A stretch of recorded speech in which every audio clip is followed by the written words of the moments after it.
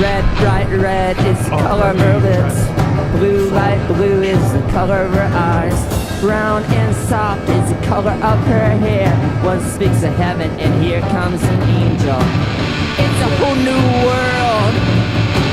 It's a whole new world. It's a wild world. A dream come true.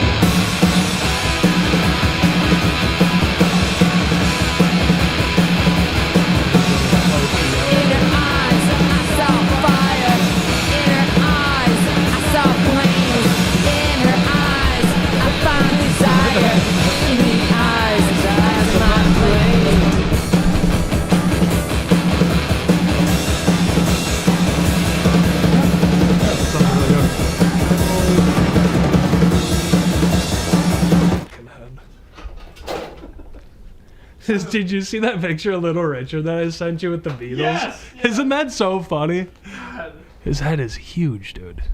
Yeah. That's dang. Poor guy. Well, not really. I mean, you know, he obviously made it work for him. He made his big head work for him.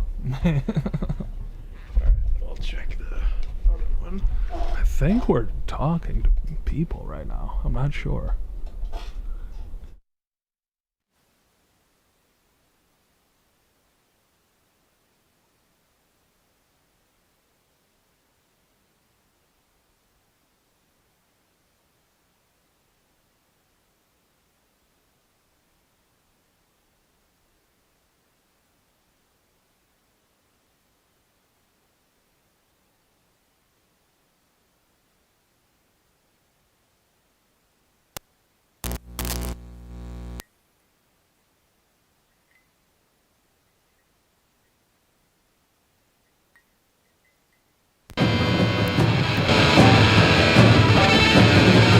Red, bright red is the color of her lips. Blue, light blue is the color of her eyes. Brown and soft is the color of her hair. One speaks of heaven and here comes an angel. It's a whole new world. It's a whole new world. It's a wild world. A dream come true.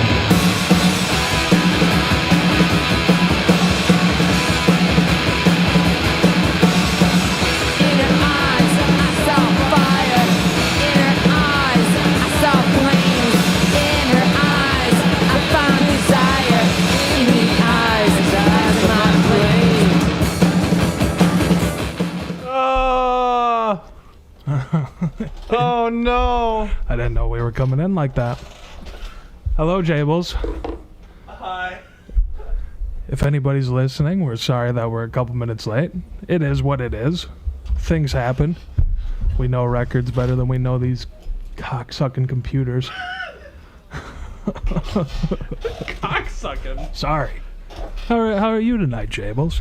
Oh, let me, I'm feeling weird. it's not a bad thing. Let me, switch this back to the regular camera here for the, couple people that are with us. If there are any.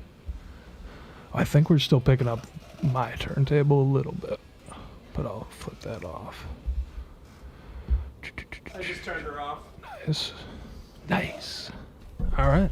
I'll turn my mic back on. Let me see if I can get you a little bit more in, because I can scoot over. Me? Yeah. Just so we're not clipping out. Flipping out. What's Flipping up, out JB? I don't know. Everything. This is a little bit of a different camera angle. It's going to be a little bit harder for me to look at you. We're figuring out the orientation. Yeah. I suppose I better say this is Gimme Danger Radio, episode 2. Yes. Yes. And, yeah. As always, I think, I don't know, so we used to go with that one slogan, right? Bringing you the lost tracks of a great generation, or... Oh, fuck. The great tracks of a lost generation, the lost tracks from our great generation. I said something last episode that I like better. You can expect that I'll be playing the music that your parents used to get stoned to, and JB will be playing the music that I'm going to get stoned to later. I liked that one too. That's pretty accurate, and I don't think that's too far off from the truth, and I feel like that's with the albums that we got here tonight, I think that's gonna pretty much stand up. Yeah, I think so too. Well, should we? Who's gonna throw on the first record? Doesn't matter to me. If you feel passionately about one, I haven't had one that or I got a lot that I'm looking forward to playing, but I'm not like, oh, let me open with this one. I will put one on that Please I think do. you'll feel nostalgic about. Oh, that sounds good to me. That you always said that you wanted to get, but you never got it. Oh, okay. I don't think you got. I think you said because you're like, I can't find it. I can't find it anywhere. Yeah, I mean, that's like because you go record shopping and you walk around and you pick up maybe 10, 12 albums, and so you only end up walking out with like 5 or 6 of them, and there's always there's a list of albums in my phone that I've seen a million times and just never decided to buy, and then when I'm like, oh, I really want to buy this album, I go and look for it and I never fucking find it, but I've had it in my hands like 6 times, you know. Well, the thing with me is that with this one that I'm about to play is I got this in Nashville in 2011. You can't look at it. I'm not looking. Once you start hearing it, you're gonna be like, oh shit. Did you get it from Third Man in Nashville? That's enough questions. Oh, sorry. No, you're fine. Well, thanks to anybody listening live. Thanks to anybody that listens to the recording. Thanks to anybody at all. Thank you. I don't know. Thank you for being you. Thank you for being you. Right. That's right. That's the best thing to be. Oh, I'm not even looking. I'm not even looking at what he's doing. Saucer full of secrets, J.B. Burke. Yeah. You could play Saucer full of secrets. That would be one that I've missed out on. Ugh. Well, I see that he's got a little 45 on there. I don't know. I'd say, why don't we play a couple songs, and then when we feel like talking for a little bit, we'll talk for a little bit. Yeah. Sounds good to me.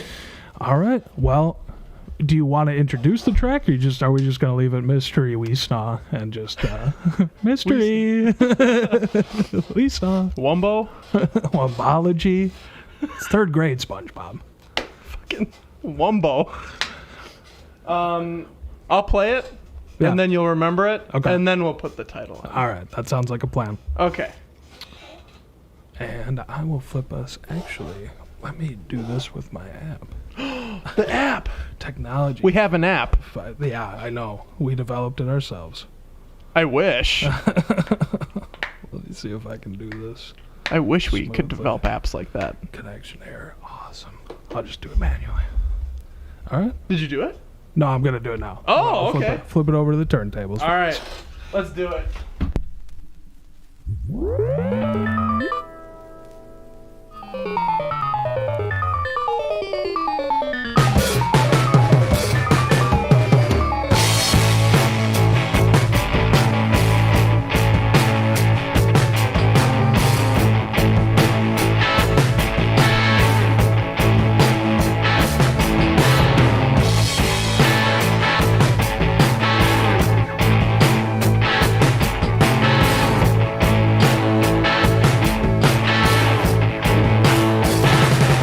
Well, I am the ancient warrior man, and I hail from the ancient warrior clan.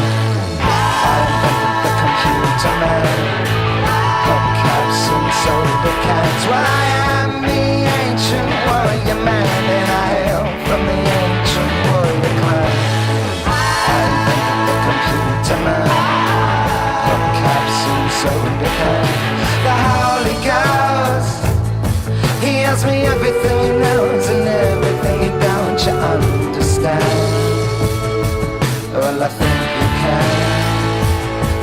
Now the world at most is a homemade criminal made from my ribs in the lightning trance and the fever dance.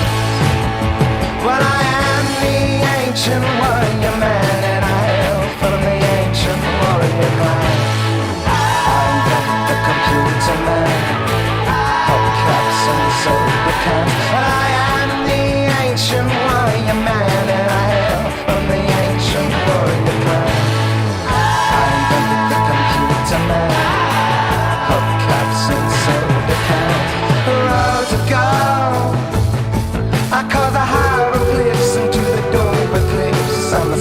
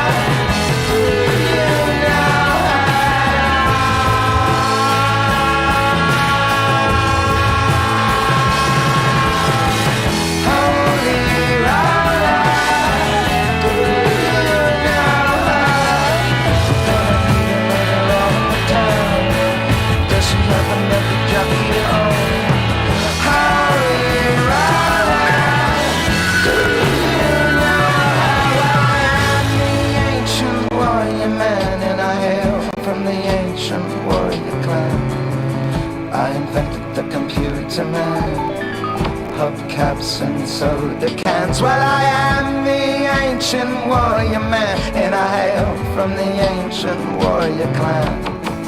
I invented the computer man, hubcaps and soda cans, yeah.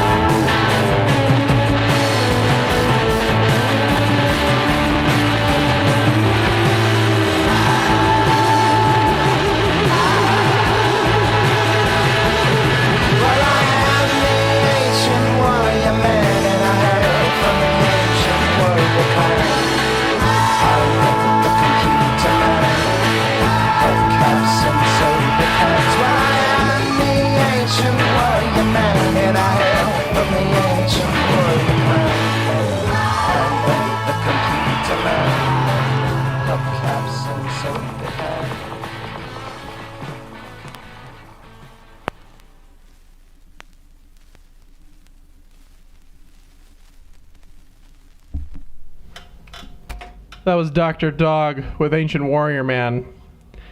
I will turn down the speakers because there was some feedback there. Here's a word from our sponsor. I'm not going to do that right now. We've got sponsors, though. Don't you worry. We got them. We got them. We fucking got them. In droves. Yeah. Let me get untangled here. Yeah, that's a great song. I think if you listen to other Dr. Dog, you might be surprised by that track a little bit. I like Dr. Dog. They just went maybe down a little bit more indie path. That's a little bit of a heavy song. That's a good one. Yeah. I like how distorted it gets. It gets very distorted. That was when they were very small. I remember they made the video of them hand packing each of those. There was like 7,000 copies or something, and they hand packed each one of them. Well, I love because there's no label on it. It's just a sticker that says what it is. Oh, that's so cool. That's so cool. They got big too. They're a very recognizable band. That's cool. Well, that's always a good one. That's a house favorite. This next band, I didn't really know what to go with. I didn't feel passionately about let me play this one first. This is Alex Bleeker and the Freaks with an album called Country Agenda. They made a couple albums after this, or since. I think this one came out in 2018 or something. Bass player for a band called Real Estate, which people might be more familiar with Real Estate. I don't know, frankly, if you like the Grateful Dead, I don't see how you couldn't like this album. That's just my stance. It's very Dead sounding. It's good. I'll just play it. But this is, hopefully, these grooves keep getting me. You never know. You never know what you're going to get. And it's like a Cracker Jack box. Yeah. Yeah. This is going to be The Rest by Alex Bleeker and the Freaks. Okay. You want to go for it, Mitchell? I will go for it. All right. Go for it.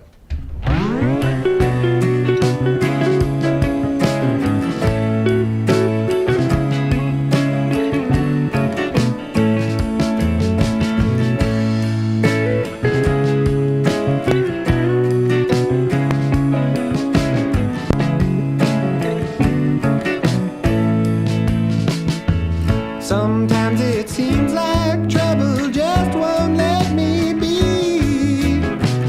But now I know that it just likes my company.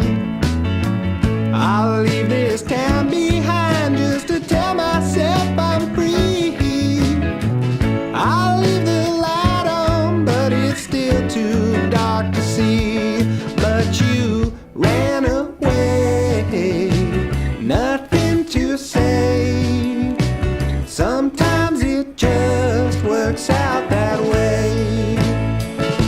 I heard you found a man, started again.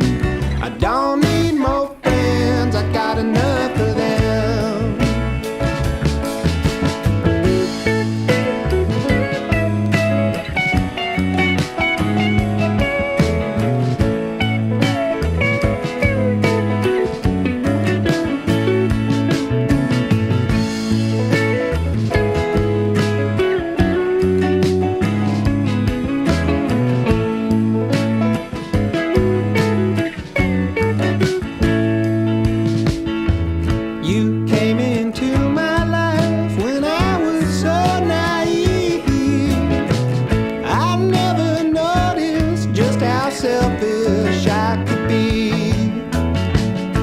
And when I turned to go, you said, why not come with me?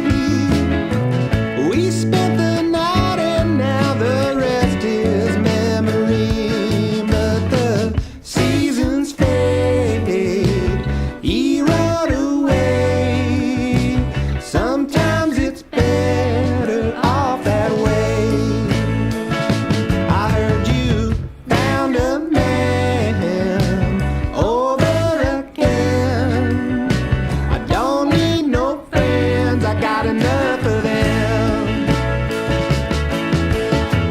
We don't spend time together now. Slipped up somehow, lost but I'm found. We weren't right for each other, you see. Eventually, not you and me.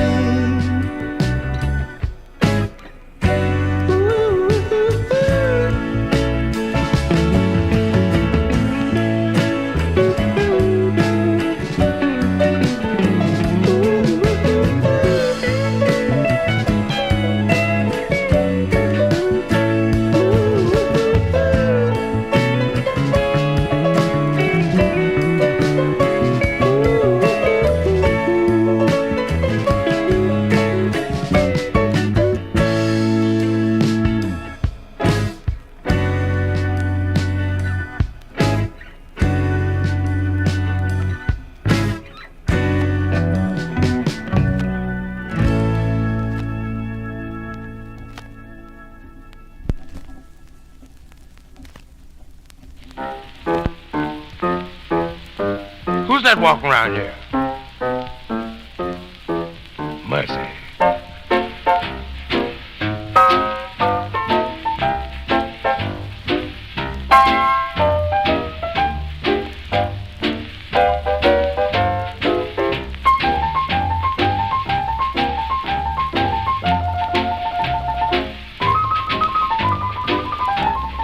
Sounds like baby patter. Baby elephant patter, that's what I calls it.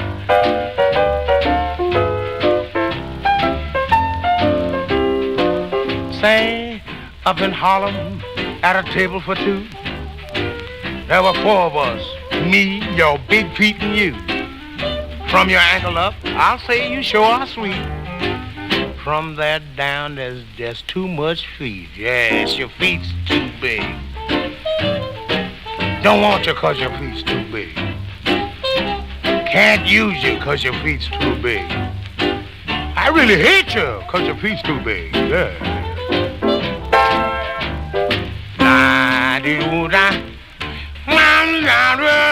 Where'd you get 'em? Your girl, she likes you. She thinks you're nice. Got what it takes to be in paradise. She said she likes your face. She likes your rig. Man, oh man, them things are too big. Oh, your feet's too big. Don't want you 'cause your feet's too big. Mad at you 'cause your feet's too big. I hate you 'cause your feet's too big.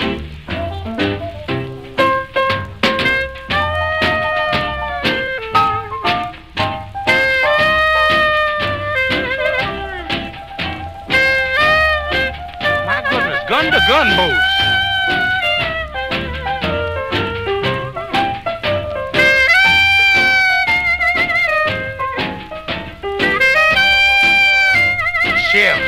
Shift.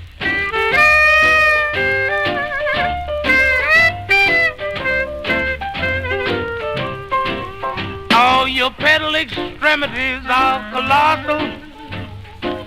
To me, you look just like a fossil. You got me walking, talking, and squawking, 'cause your feet too big, yeah. Come on and walk that thing. Oh, I never heard of such walking. Mercy.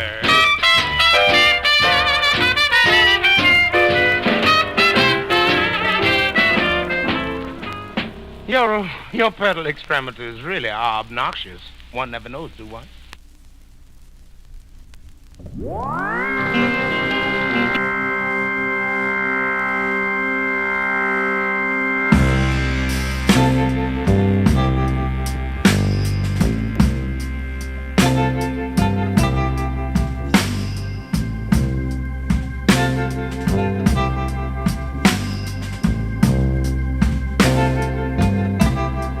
I feel unhappy. I feel so sad. I have lost the best friend that I ever had. She was my woman. I love her so. But it's too late now. I let her go.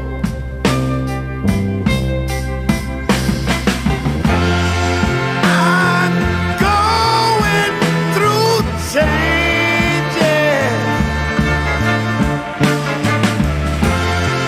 I'm going through changes in my life.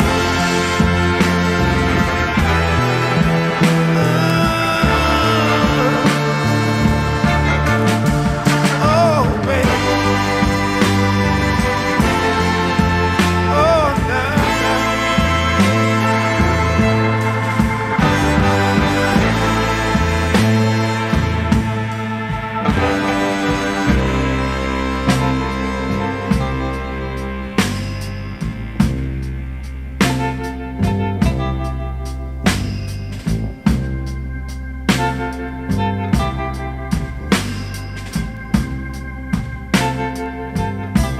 We shared the years,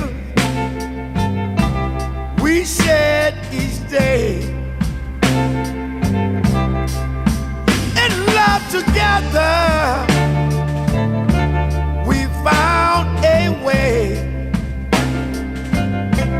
but soon the world had its evil way. My heart was blinded. Love went astray.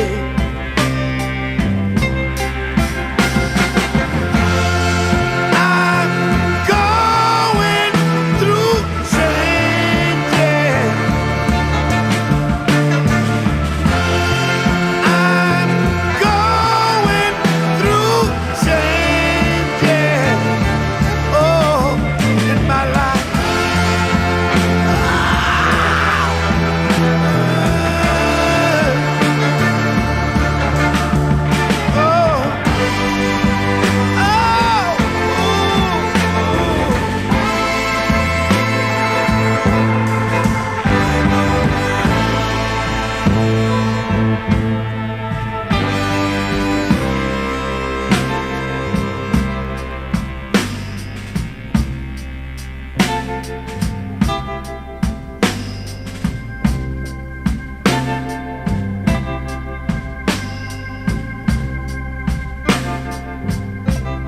It took so long to realize I can still hear her last goodbye. And now all my days are filled with tears. Wish I can go back and change these years.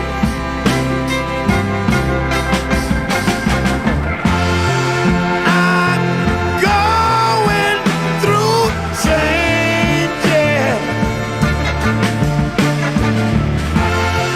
I'm going through changes.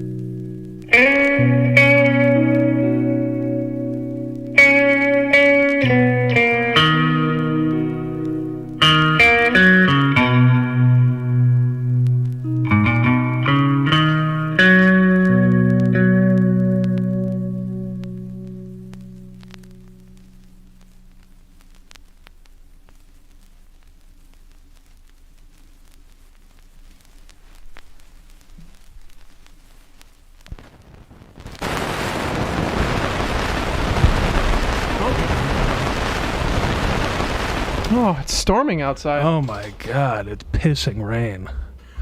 Holy shit. I'm happy my needle was tearing up that label. Yeah, I've had my needle tear up a few labels, dude. It hasn't always been my fault either. But it's usually my fault. Well, that was Brokeback with Return to the Orange Grove. What an album. Or what a single, rather. Yeah. I really like the artwork. Something different. It's super cool. Like, I really, really, really like the artwork. Sick. And you got that in Nashville? Yep, Grammys. I was going to say, Grammys in Nashville. Well, sick.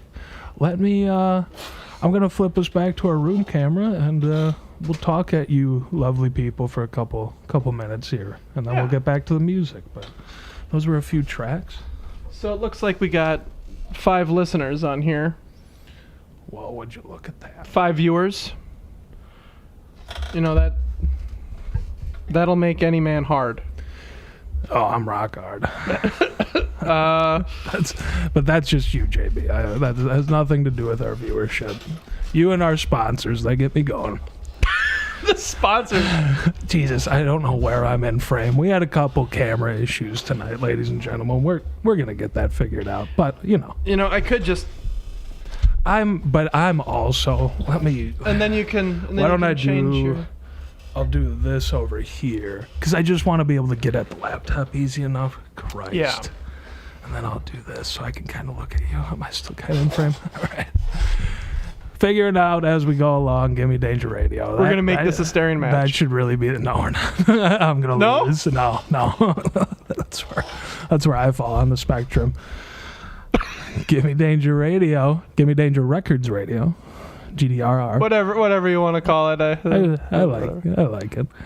Here we are in the bowels of Gimme Danger Radio. Again. Once more under the breach, dear friend. That's like one of the only... I like Shakespeare as much as the next guy, you know what I mean? Like, that's the only Shakespeare quote I know, and it's from Good Will Hunting. That's the only reason that I know that one. So, but I know it by heart. It's a great movie. Hey, you know what? There's nothing wrong with that. That's fair. It's just like, I remember being in like advanced English classes, and they made you read Shakespeare in Old English, and it's like, this is fucking damn near German. Like, like Old English is pretty much German. Like, yeah, I remember when we were reading something in class, and then some kid was making fun of another kid, and then the kid got up from the desk and went over to the kid that was making fun of him and just punched him right in the face. Oh, Jesus And it was Christ. during it was we were reading that shit, and it was like beautiful, and all of a sudden some kid gets punched in the face and starts crying. Wow. And then the teacher didn't even do anything. The teacher was just like, very emboldened by Macbeth. yeah, it was a powerful moment. Sounds like it. I think that's what Shakespeare was going for. Yeah, Acts of violence inspired by his playwright. Yeah, I think so. I think so. Yeah. Well, we're not here to talk about Shakespeare, are we, JB? We're here to talk about really whatever we want. What were the first few songs in there? What did we even fucking play? I play, oh, Shit. yeah, okay. So Maybe I should. I'm gonna grab mine. I got my albums behind me. The first track that I had on was The Rest by Alex Bleeker and the Freaks. Go give that album a listen on Spotify. It's one of those albums that, top to bottom, I can listen to it. I can't say that necessarily the same about the rest of their albums, though there's some good tracks to be had. That album is damn near perfect, in my opinion. The lyrics are incredible. And then I had Charles Bradley Changes, his cover of Changes by, of course, Black Sabbath.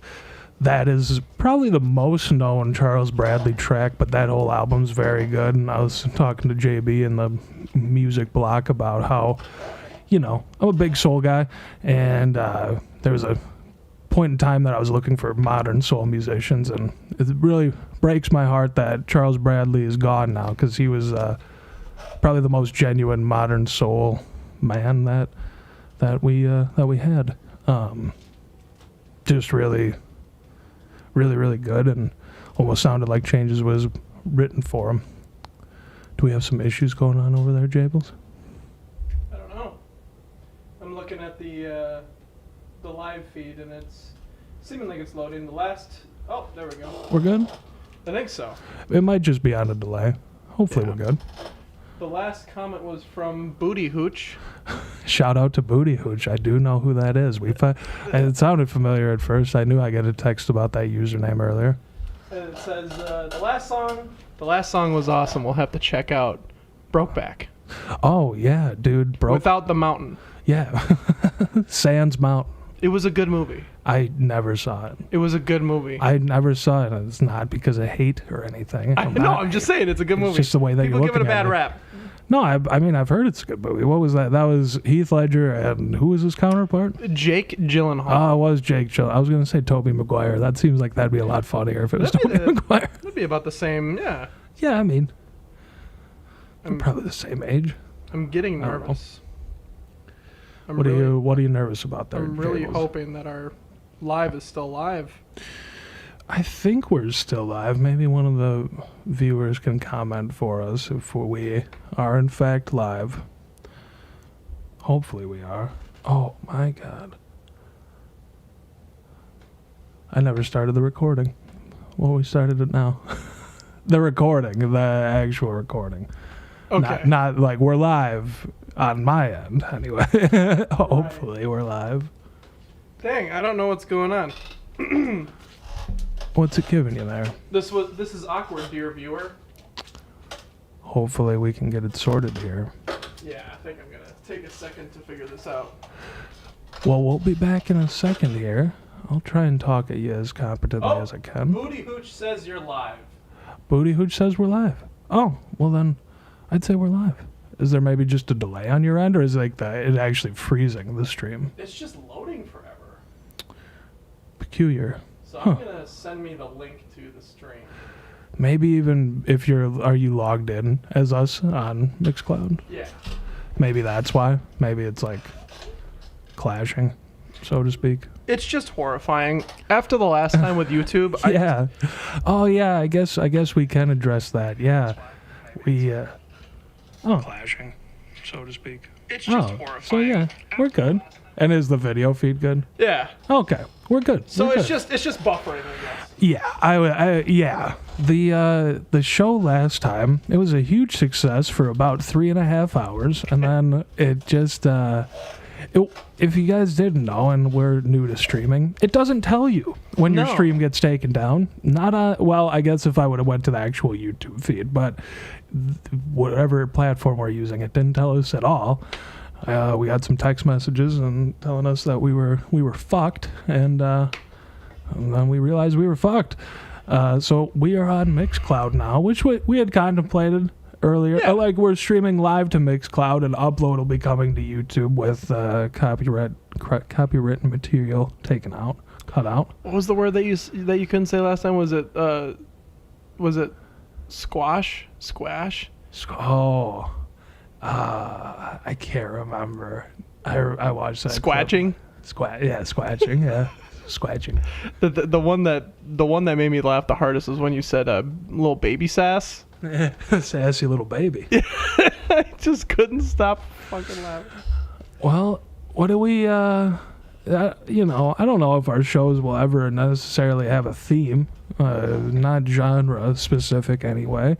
Like, is there anything that you have on the roster that's particular tonight, JB? Did you have any ideas when you were making your set list, or did you just find some music? I have a very, very audibly stimulating 45 from the Nubs. The Nubs, okay, I'm unfamiliar. It's amazing. Okay, sick. Hell It's yeah. fast, and it's very dry, Okay, and the guitars are very fuzzy. lovely. We love the fuzz. It's wonderful. I don't know when I should play. Should I play it right now?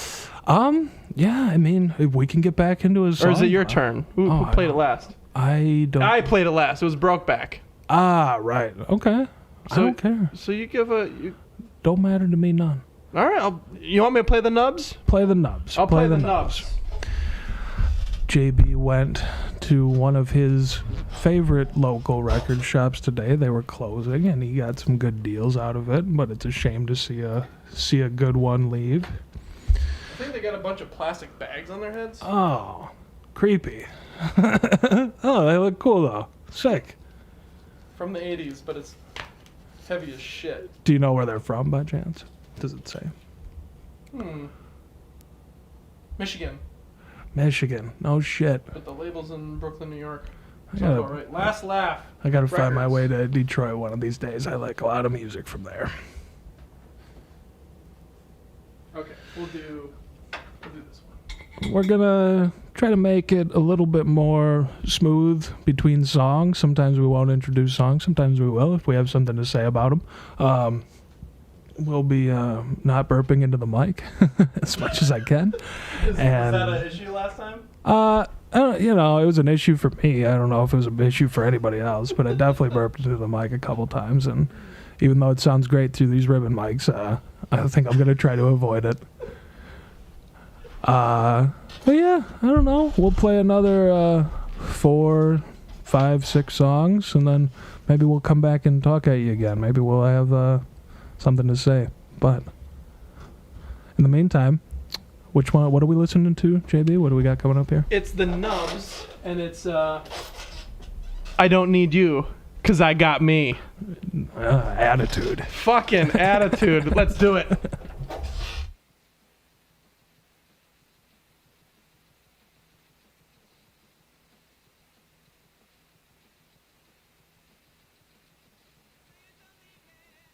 I think I fucked this up. Of course. That's all right. That's all right. Silence happens sometimes, you know? That is quite all right. That is gonna happen. Oh, I know what the squatch was. The squatch. You were saying Sasquatch. Sam Squatch. Sam, yeah. Yeah. All right, let's do some nubs. Number.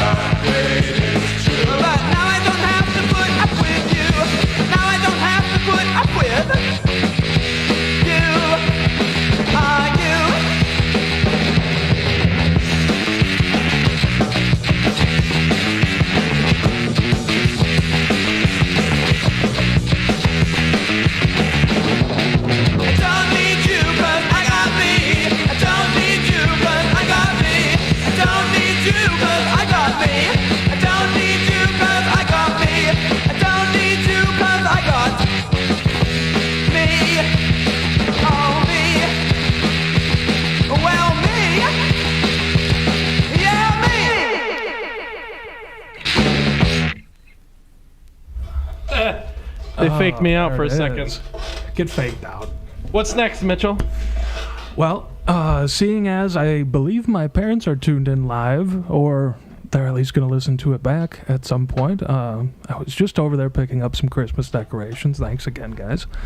But I did bring a couple songs to play for them tonight. I said last episode that the 3 people most responsible for my music taste would be you, an old roommate of mine who likes bikes, again, and my brother. But I definitely left out my parents. My parents definitely shaped a lot of the music that I listen to now. Anytime in the car, it was always oldies music. we just never listened to any bad music, and I never realized how lucky I was for that. And my parents, they never really had too many call-outs. Like, they always just said we listened to what was on the radio. But I know this is one of my mom's favorites, and this would have definitely always been on the radio. This is Son of a Preacher Man by Dusty Springfield.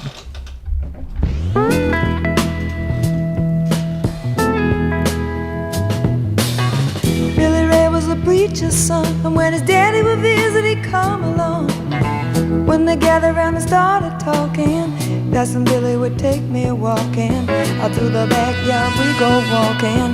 Then he looked into my eyes. Lord knows to my surprise, the only one who could ever reach me was the son of a preacher man. The only boy who could ever teach me was the son of a preacher man. Yes, he was. He was. Yes, he was.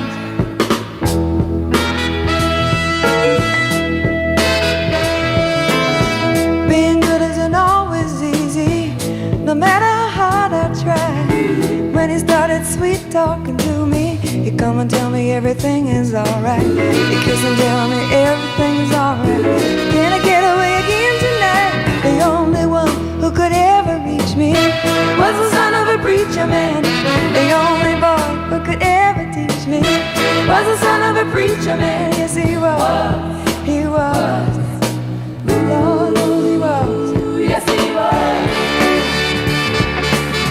How well I remember the look was in his eyes, stealing kisses from me on the slide, taking time to make time, telling me that he's all mine, learning from each other's knowing, looking to see how much we've grown. And the only one who could ever reach me was the son of a preacher man. The only boy who could ever teach me was the son of a preacher man. Yes, he was. He was. Oh, yes, he was. The only one who could ever reach me. He was the sweet talking son of a preacher man. The only boy who could ever teach me. I guess he was the son of a preacher. The only one who could ever move me sweet was the son of a preacher man. The only one who could ever move me was the son of a preacher man. The only one who could ever reach me was the son of a preacher. We're back. LOL. We are back. That's just one of those tracks that I don't think anybody's disappointed when it comes on. That's a hard one to argue with. Dusty Springfield, Son of a Preacher Man. Everything's falling apart. Everything's okay, Jables. We're all good here. I will talk us through this one. Okay. JB is queuing up a great album. I guess one of those albums that would kind of fall into, for some people, like the inaccessible category, right? When I think of this guy, I think of Zappa, I think of Captain Beefheart, I think of extremely smart, extremely well choreographed. I don't know how else to put it. Just very intelligent music, a lot going on, but also very palatable. I don't know. I mean, this might be a hot take, but I think that this guitar player could go up in the talks with like a Clapton or a Jimi Hendrix or what have you. He's really fucking good. But this is Gimme Danger Radio. The YouTube recording is going to get cut short by like 10-15 minutes. That's my bad. I'm going to get better at this. Whatever. And then it's going to get cut a lot more to remove some music. JB is hard at work. Oh, he found the spot, the good spot. There it is. It's a good album. Well, go ahead and introduce it, JB, and I will. I'll pull my record off of there. What the heck is going on here? What the heck? Anyways, this song is a song. Yeah, it's a song. Anyways, this song is called "Can You Get to That." You know what I'm talking about? Oh, I know. By Funkadelic.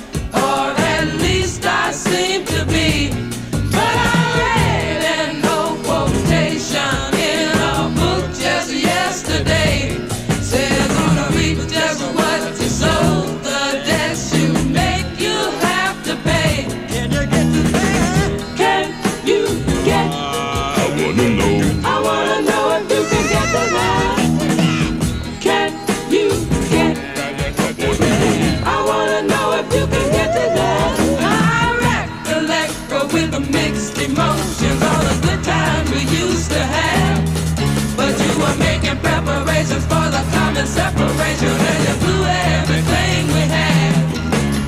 You base your love on credit, and your loving pays a dollar. Checks you sign with love and kisses later come back sign insufficient funds. Can you get? I wanna know if you can get to that. Can you get? Can you get?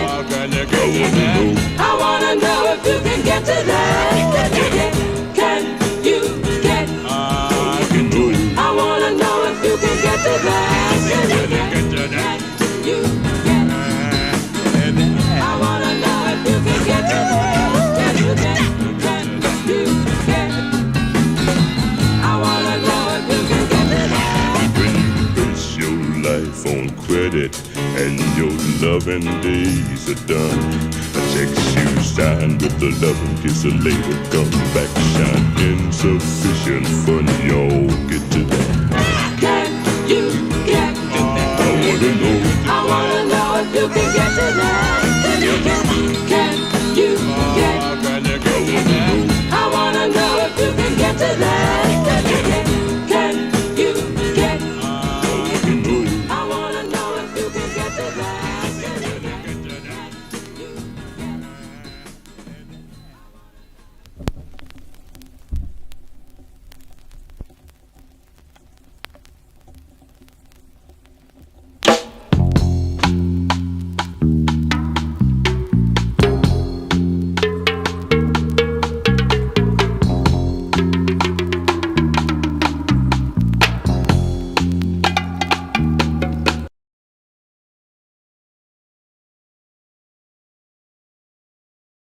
Can you get?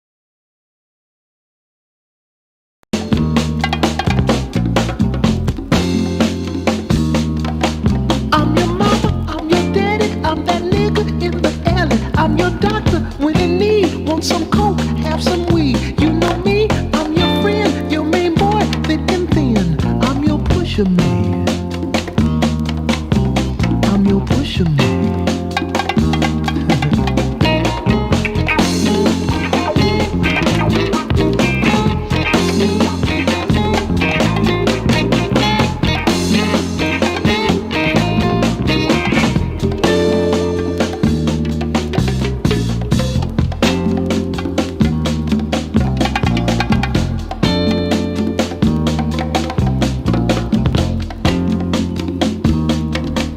Ain't I clean, bad machine, super cool, super mean, feeling good for the man, super fly, here I stand, secret stash, heavy bread, baddest bitches in the bed. I'm your pusher man.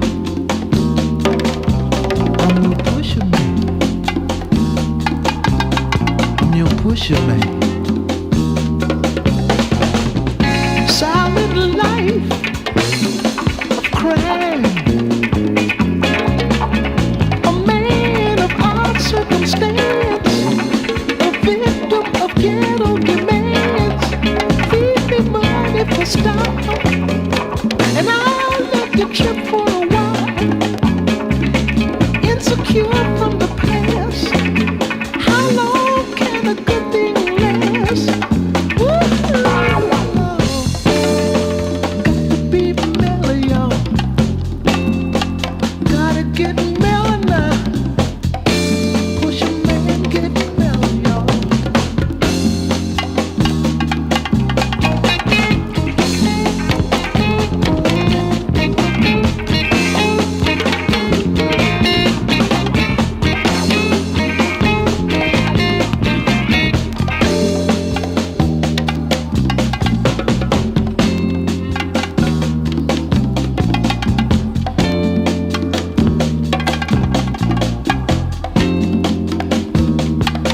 Heavy mind, heavy side, making money all the time. My LD and just me for all junkies to see. Ghetto Prince is my thing, making love's how I swing. I'm your pusher man. I'm your pusher man.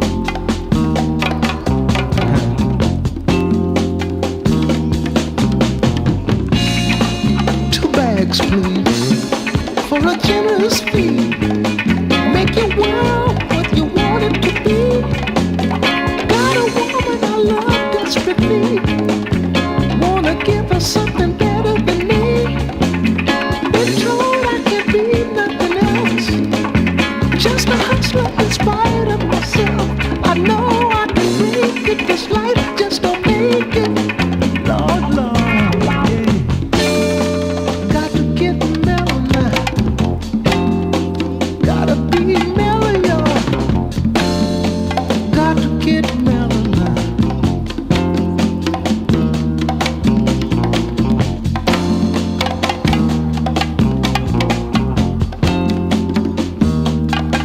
I'm your mama, I'm your daddy, I'm that nigga in the alley. I'm your doctor when in need. Want some coke, have some weed. You know me, I'm your friend, your main boy, thick and thin. I'm your pusher man. I'm your pusher man.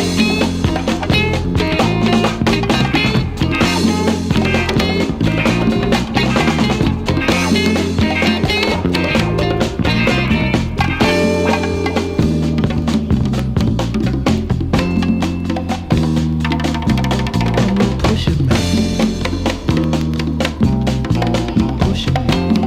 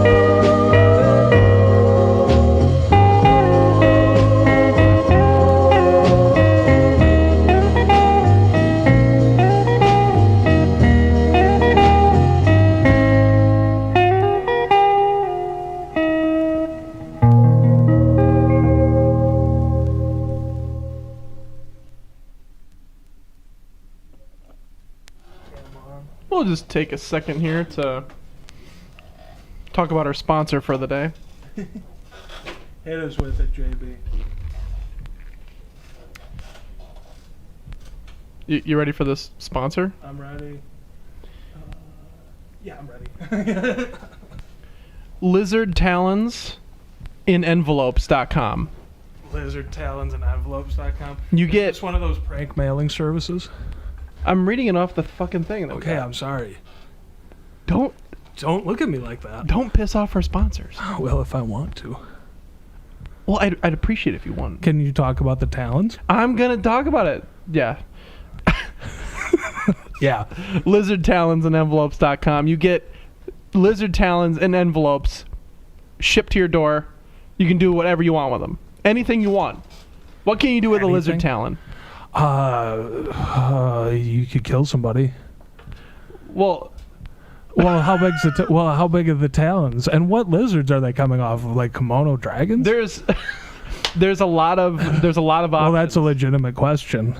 Yeah, I know. It's Some of these must be endangered. Right? Absolutely. Did you ever, just side thought to our sponsor here, have you ever heard of like kimono dragon like island? Did you know that there's an island like No. Oh yeah. Yeah, and like researchers have gone there and gotten ate up by like however many couple thousand What? kimono. Yeah. It's like something right out of a storybook. Like they could write a fairy tale about that and I would have no Where is this island? I've never even heard I have no of it. fucking idea.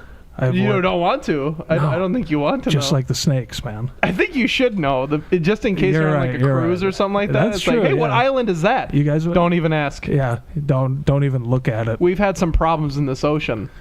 Disgusting. Well, that was an awesome track, JB.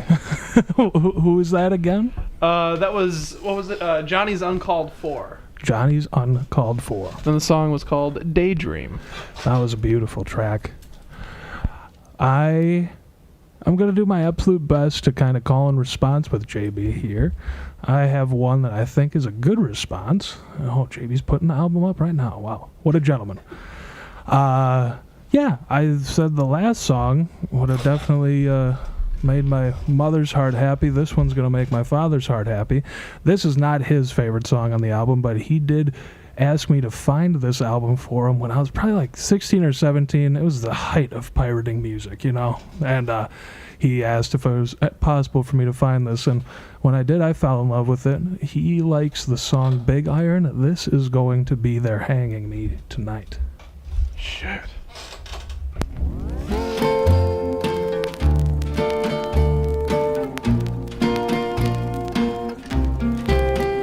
When I hear the rain a-comin' down, it makes me sad and blue.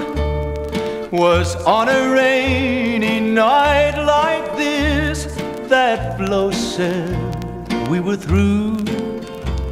I told her how I loved her and I begged her not to go. But another man had changed her mind, so I said goodbye to Flo. Alone within myself tonight, my heart is filled with fear. The only sound within the room is the falling of each tear. I think about the thing I've done.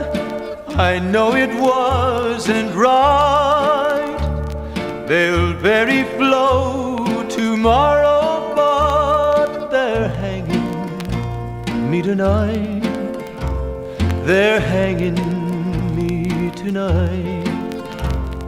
That night he came and took my Flo and headed into town. I knew I had to find this man and try to gun him down. As I walked by a dim cafe and I looked through the door, I saw my Flo with her new love, and I couldn't stand no more. I couldn't stand no more. I took my pistol from my hip, and with a trembling hand I took the life of pretty Flo and that good-for-nothing man. That good-for-nothing man. I think about the thing I've done. I know it wasn't right. They'll bury Flo tomorrow, but they're hanging me tonight. They're hanging me tonight.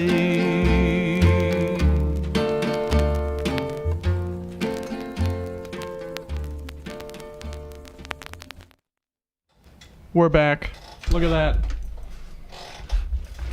I don't even think I said the artist on that one. That was, if you can't see it on the album, because of my blurry ass webcam, that is Marty Robbins off the album Gunfighter Ballads. Marty Robbins was more of a crooner than anything. He was kind of up there with the likes of Dean Martin and I won't even say his fucking name, that blue-eyed prick from New Jersey. Don't like him. Never liked him. But they all kind of did some Western influenced material. I think that this one is the best, though. Oh, is it? They're doing that shit again. Yeah, they like to do that. Oh, is that the Courtney and Kurt split?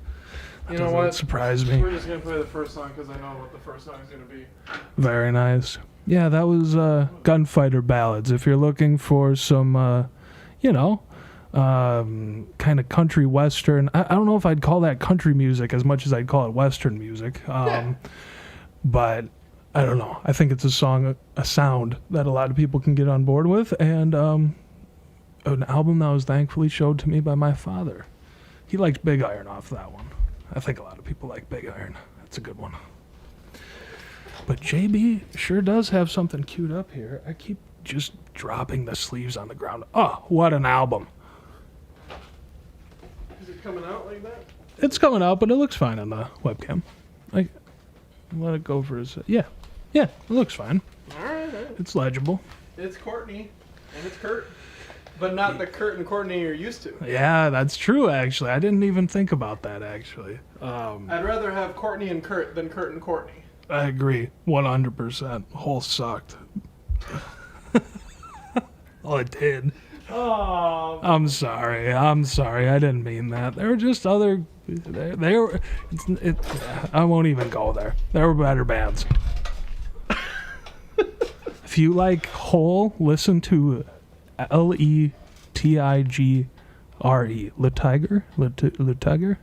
Listen to that album. Listen to anything by them and tell me that Hole is better than Letigre. I'm going to have to try that out. Give it a shot. Well, what are we listening to here, JB? That's quite the album you put down. Over Everything Great track. by Courtney Barnett and Kurt Vile. Great track. Ah, I'm stuck. Oh, God. Fuck. Oh, no. Ah! No! Shit!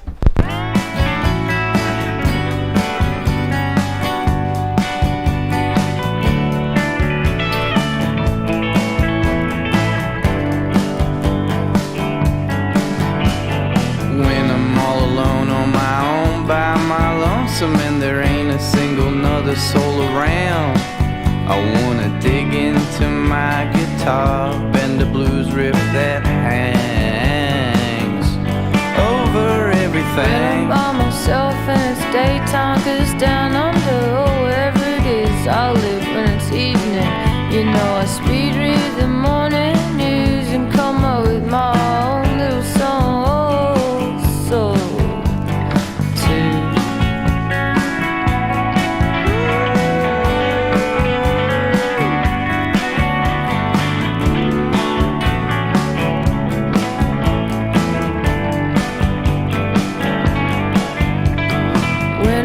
outside to a beautiful morning where the trees are all wagging, my hair flag waving, the scenery raging, my love cascading in the smog haze over everything. When I'm outside in a real good mood, you could almost forget about all the other things, like a big old ominous cloud in my periphery.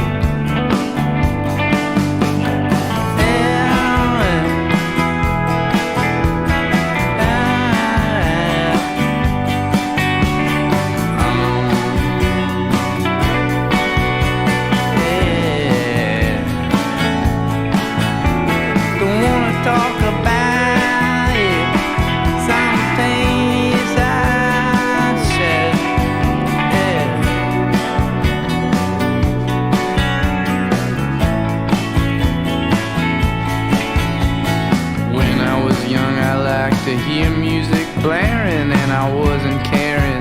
The new to my jams with earplugs. But these days I inhabitate a high-pitched ring over things.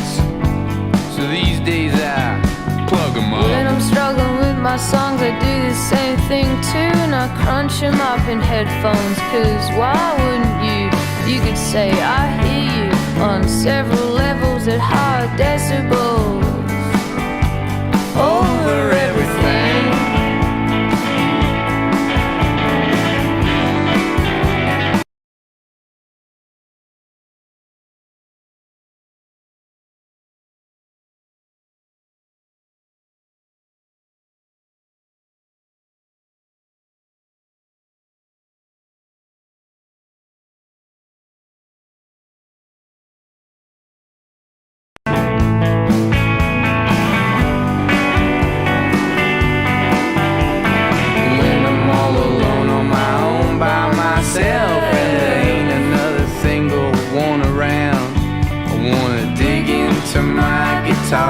And the blues riff that hangs over everything.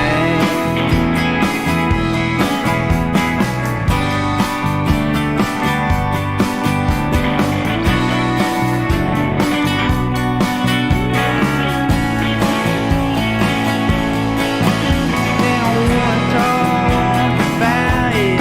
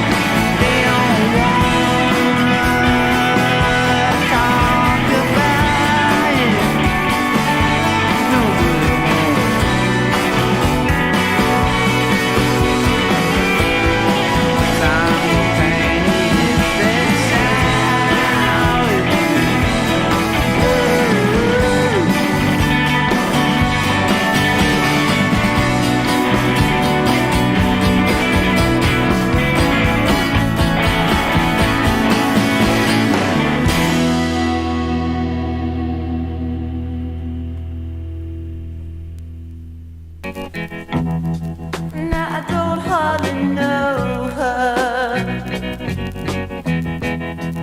but I think I could love her.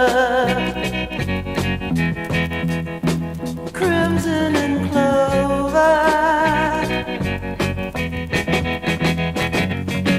Ah, will she come walking over? I've been waiting to show her. Crimson and clover.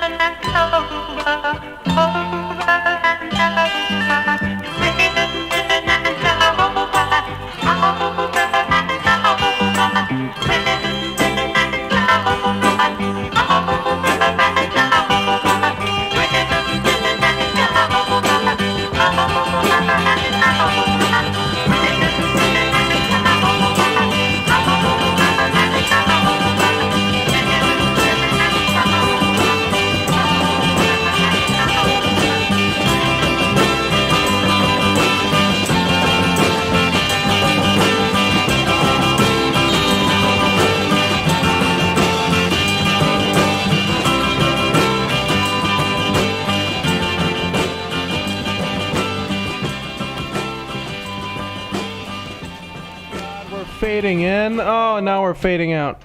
Oh my god. You see us do that? Wow. No, you didn't see us do anything yet. It's almost like we're professionals at this.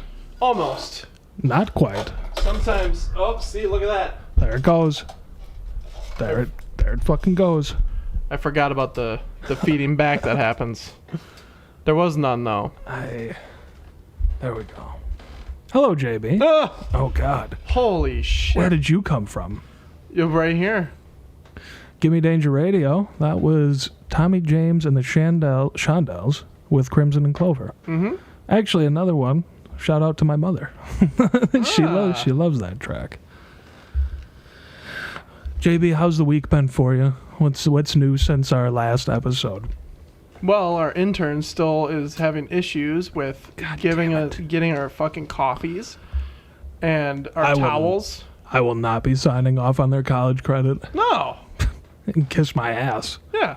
From all the sweating matches we have of the arguments we have during the... yeah. We don't have any arguments. I sweat. It's a lot of it. Yeah. It's like... Yeah. It's like a bucket. I think that's why I like soul music so much, just because I relate to the pictures, because that's just what I usually look like when they're just like dripping sweat. And, like, you know what I mean? Like James Brown all coked out, in, like the green suit. Like that's just what I look like when I'm when I like go and get the mail. I love that interview. Oh, that's a good one. I feel good. That's a good one. That almost feels scripted. I know. That's a classic. If you haven't seen that one, there's an interview of James Brown, probably in like the early 80s. I think he had just gotten in some legal trouble. He's got like the big sunglasses on. He's got, I think, like a green suit. I think it was through his divorce too.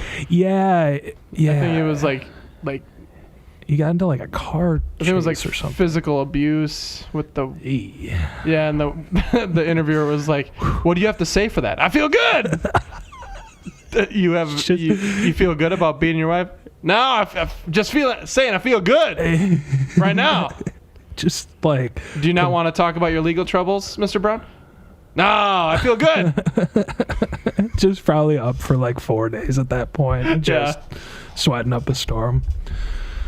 Well, yeah. Intern issues aside, I just want my coffee. I get that. I'm not a coffee guy. Hire an intern and they don't get you your coffee. That's the problem. That's what they're there for. What am I supposed to do without my coffee? I have no fucking idea. I don't know. Well, we have a lot of music in store tonight. We figured we'd take a little bit of a talking break here, and I don't know. I guess I have a notebook somewhere. Oh, fuck that. Whatever. You don't want to use the notebook? I want to know. I want to know what's in the notebook. You want to know what's in the notebook? Yeah, I want to know what's in the notebook. He's gonna bring out his notebook. It's just like drawings of tits.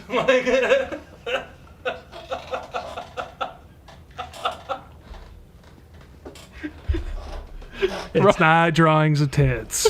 Wrong notebook. Oops. It reminds me of Superbad. Yeah, the dicks. The dicks. Yeah. No, I wrote. I don't even know what to say to that. Really gay. Are you gonna leave me here and eat lunch alone like Stephen Marsh over there? Well, yeah, I don't know what you want me to do. I actually saw an interview recently with Seth Rogen, how he said like multiple rappers in particular, like Eminem, for instance. He met Eminem, and like without missing a beat, Eminem just was like, yeah, like I love Superbad. I can recite the whole thing for you. Really? And he said the same thing happened with him and Kanye, but Kanye didn't. He just started doing it to him. Like he said it's happened with a lot of like rappers in particular. That's funny. I like that. There's nothing in here. These are my notes, so they're just chicken scratch and. You want me to look at them, or are they actually fits? There's nothing in here, man. No, there is actually just notes from the last one. I remember on our old ones we used to be like, whose famous musician's birthday is it today? Yeah, I did used to be up on that. It just was the anniversary of John Lennon's death. That's something. I don't want to celebrate that anymore. And they said I don't know when the narrative changed, but I saw an article about it, and they were like, yeah, and his assassin was obsessed with Beatles fame and the success that they had managed, but wasn't it that he was actually just insane and Redcatcher in the Rye and was either a threat to the American society or something like that? I thought so. I mean, he was interviewed by Larry King. Oh, really? Yeah, I thought it was Larry King. Yeah, I think it's Larry King. I can picture the guy from the famous picture of him and John outside the hotel room. That's a very eerie photo. It's kind of...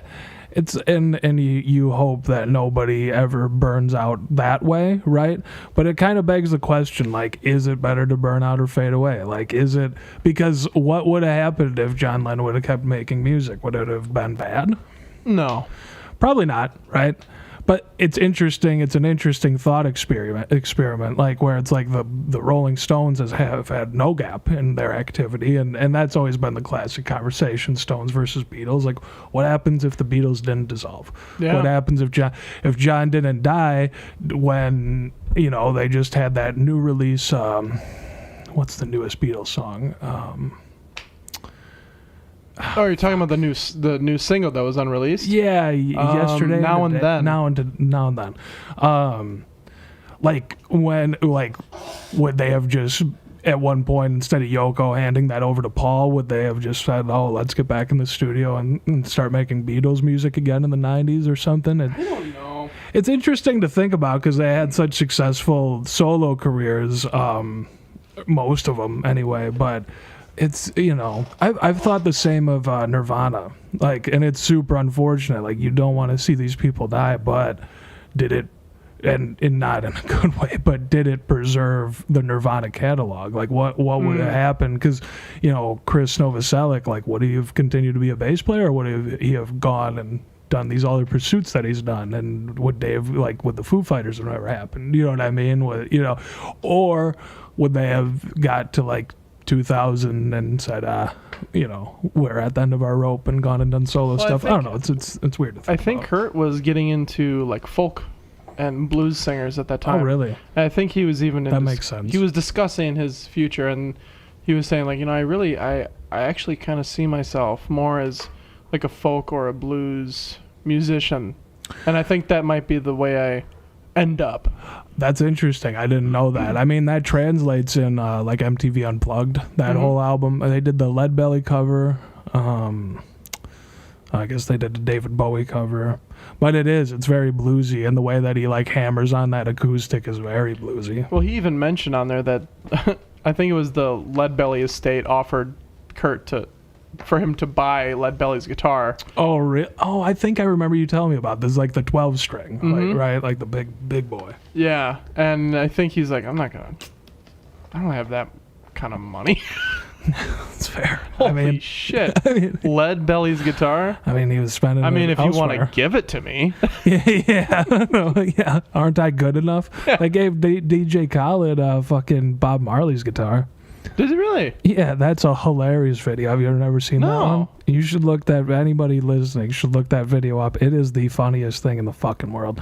They, it's very honorable, and they're it's whoever's the representative of the Bob Marley estate is bequeathing him the guitar and said, oh, he wrote these songs with it, and DJ Khaled picks it up and just plays the most unintelligible anything on it. like not even a chord. You know what I mean? It was just the most. It was like such a DJ Khaled moment, and to me it was funny. I have some love for Bob Marley, and I have a lot of love for reggae and you know, all that stuff. Rude Boys in the UK and what have you. But I just thought it was kind of funny when you're thinking about like major Bob Marley fans like watching that video and just being like, what the fuck? This is the fucking guy you gave it to. Like, yeah, and then you got it was a video of Dweezil Zappa at whatever guitar shop that is. I can't remember his name. Where is it? It's in California. I'm not sure. If I showed it to you, you'd probably know. Gotcha. But he, I think I know what you're talking about. It was either Jimi Hendrix gave this guitar to Frank, and then through Frank, he had modified it, put a bunch of shit in there. That's cool. And then after he died, then Dweezil then had it. Oh. Yeah, so he brought the guitar in, and he was showing it off and playing it. Yeah. And, you know, that's more like, you know, that thank you for giving that guitar some needed love. right. Yeah, well, yeah, I can't imagine. I'm very interested to look into that because I'd be interested to hear about all the modifications that he did to it and whatever. That's super cool. I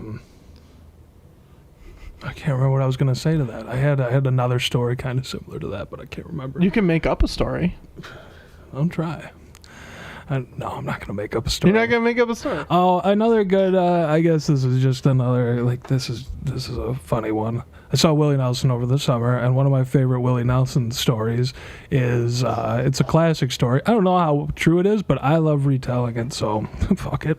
Willie Nelson, very famously, his house was burning down, right? It was a big tragedy. It was a scary moment for him. Yeah. And he runs back in the house, and because he was able to get his dog out, I believe. I think he had a dog, and that was the only other like living thing in the house.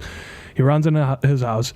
He grabs Trigger, his famous guitar, and a pound of weed, and ran out of the house. And that's all he grabbed. I was like, that guy sticks to his fucking guns. But Trigger's a really special guitar. You can watch his guitar tech's almost as famous as him to a degree, and I can't remember his name though, so I mean, I guess I'm an asshole.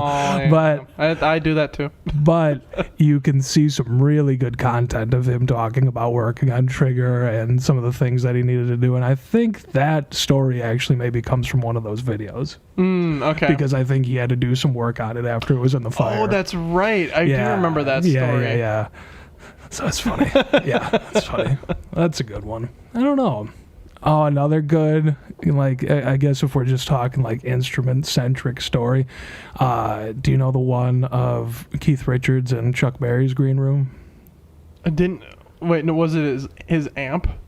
Don't touch my fucking amp? It was his 335. It was his Gibson. Oh, it was his 3.3. Oh. Yeah, like, I don't know what the context was, but, well, I do know the context to a degree. It was, you know, Keith Richards was at a Chuck Berry show, and all those 60s English guys loved the American rockers, so Chuck Berry was just a god to him. And I think this was the first time they were meeting, but Keith Richards was Keith Richards. The Rolling Stones were at their height already at this point, probably in the 70s or something, and Chuck Berry's still doing his thing big time. Show's over, Chuck Berry does his thing. Keith Richards goes in Chuck Berry's green room to wait for him. And while he's back there, Chuck Berry's very famous Gibson 335 is in the green room with him, and he picks it up and he starts picking around on it, and no sooner does Chuck Berry walk through the door, and he says, to a degree, like, I don't care who you are, nobody touches Chuck Berry's guitar, and he hits Keith Richards in the face. Oh, shit. Get bodied. You limey fuck. Like...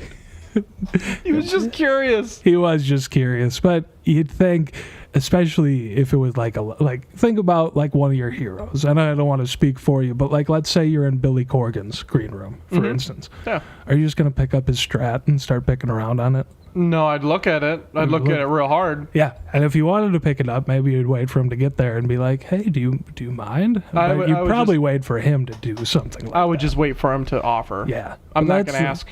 Yeah, I mean, but that's I'd look at it. I'd probably, you know what? I'd probably ask, hey, Billy, can I just like look at it like really closely? Yeah. Can I breathe on it? I don't want to. I'm gonna breathe all over. I want to breathe on it. I'm gonna spit on the strings. I just want to look at it. Yeah. Take it in. See what you did with it. That's how you'd look at it? Yeah, just like that. I don't think he'd let you look at it. Well, an unwavering stare is you didn't blink. I did blink. Did you know? That's another one. This is. I'll stop making fun of your stare. I just found out. I just saw this clip of because we were just talking about Scott Pilgrim versus the World. Actually, I think throughout the whole entire movie, the actors were told to not blink, to give it more of a comic book feel. So actually, if you watch it back, nobody like blinks, and a lot of the actors said that was one of the hardest parts about shooting it, was that they just had to like stare at the camera the whole time, or not the camera, but I didn't know that. Yeah, it's supposed to give it like a comic book feel. It's interesting, just those like little psychological tricks that they try and play, and like maybe that does like feed a lot into it. You know what I mean? Because it does definitely have that comic book feel. I think I'm gonna have to get a camera on you, and we're just gonna see how long you can do it. We'll do like a close up without blinking.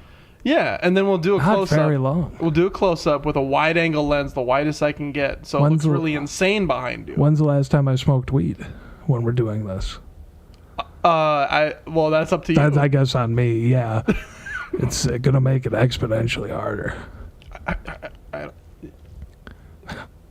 Where is our intern? JB, we got a lot of music in store tonight, and it's spanning a lot of different genres. What have we've played? A little modern, a little classic.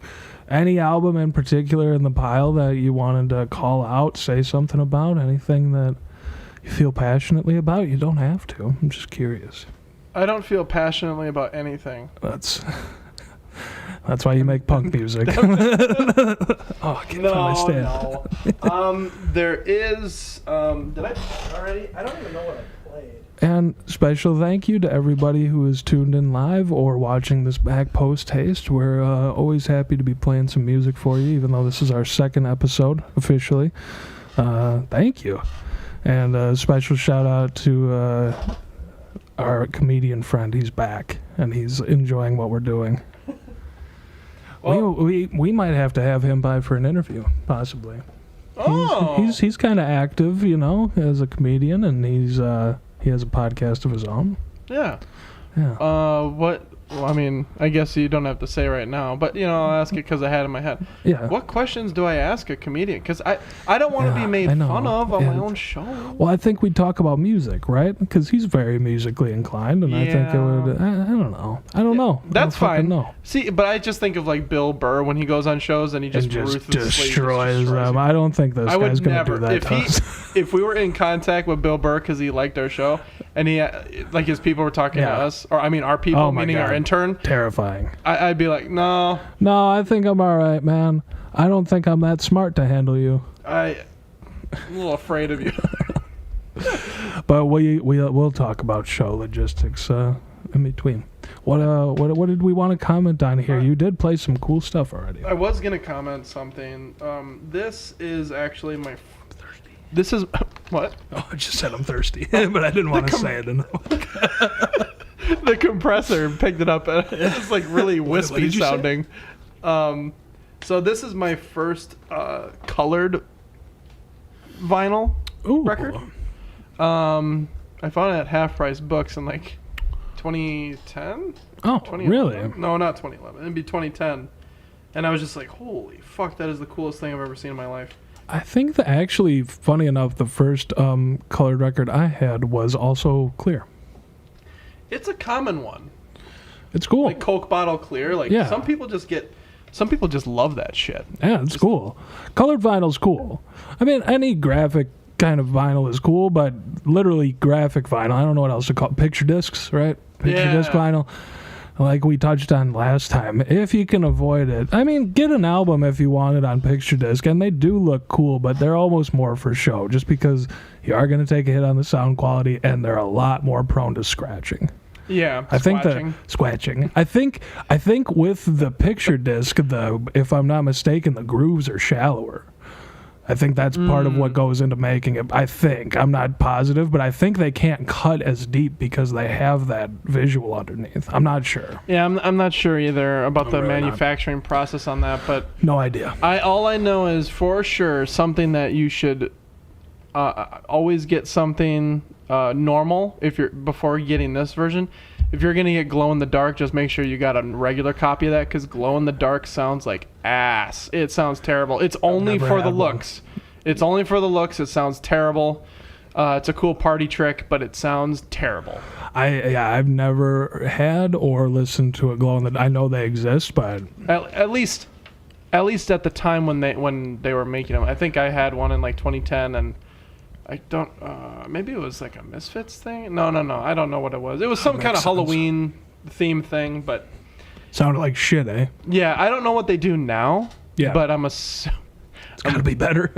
Hopefully, they gotta figure that out, because glow in the dark is cool as shit. It's cool. Yeah, I mean, all these things are cool, but it's like the end goal is to listen to the music that you want to listen to, and if you can't do that, it would be a little overkill. Like, okay, I'm gonna put this record. Can you turn out the lights? Yeah. Turn on the lights quick. Okay. I'm gonna grab my UV flashlight. Yeah. And then all of a sudden, like, you put it down. Oh, okay, turn off all the lights. Okay. Now look. Behold, you can't see the label. Sorry, I keep cutting you off. What did you want to talk about?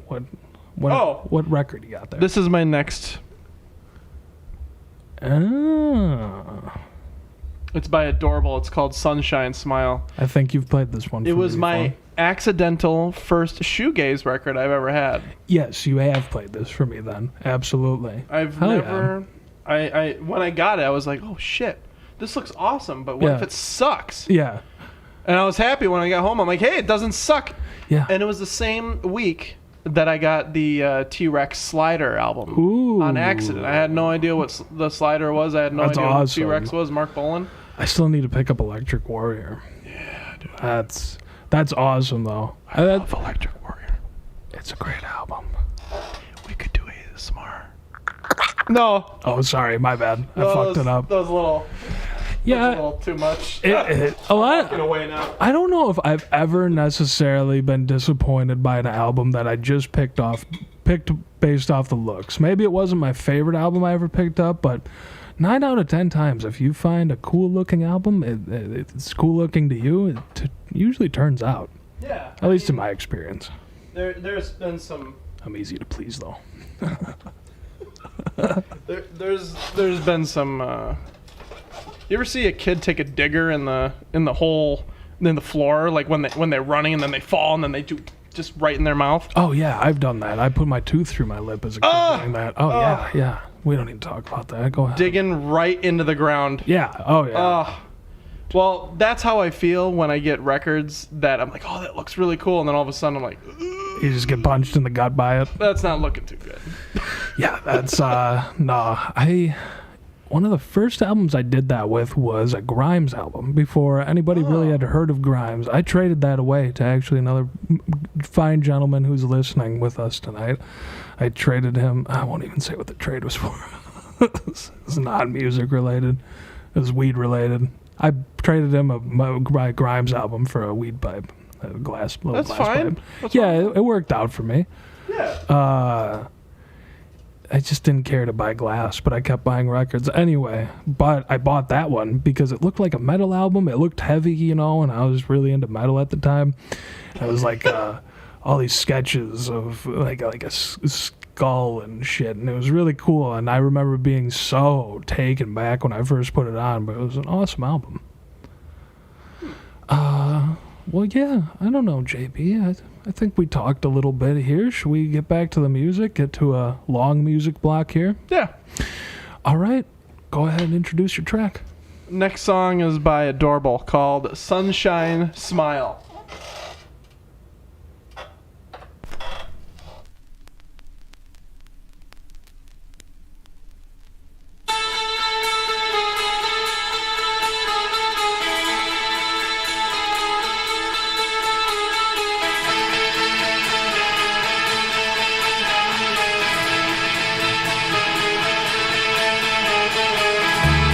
And then she smiled, just for fraction of a little while, and everything was warm again inside.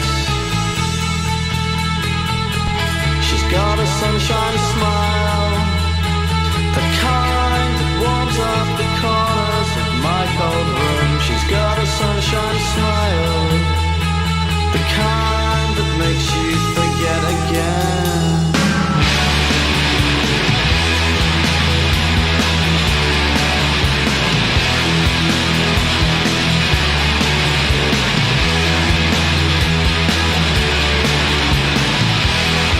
Sunshine smile, sunshine smile,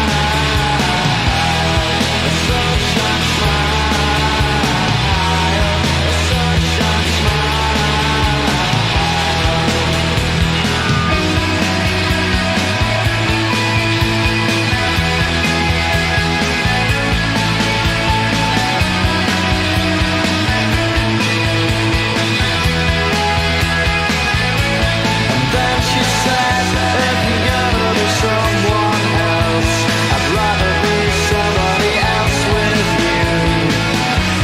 exactly how I felt. How does it feel?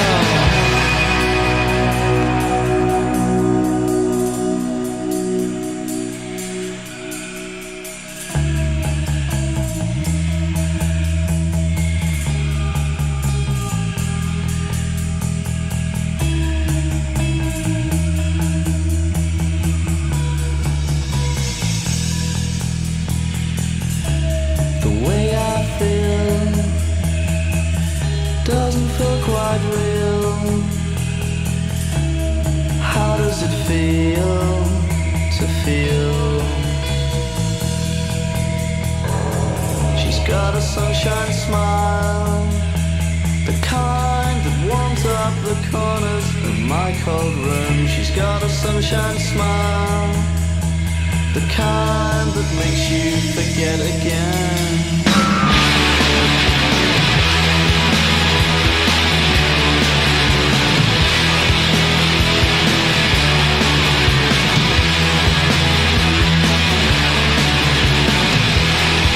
Sunshine smile, sunshine smile,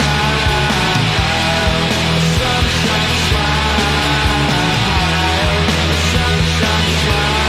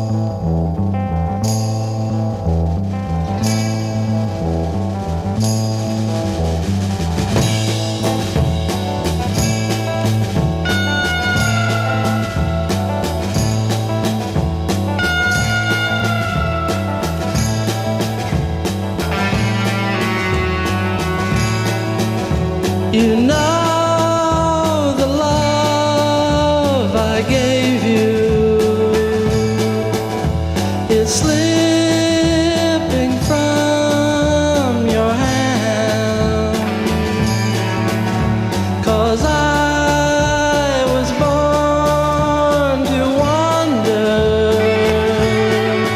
like the shifting of the sand.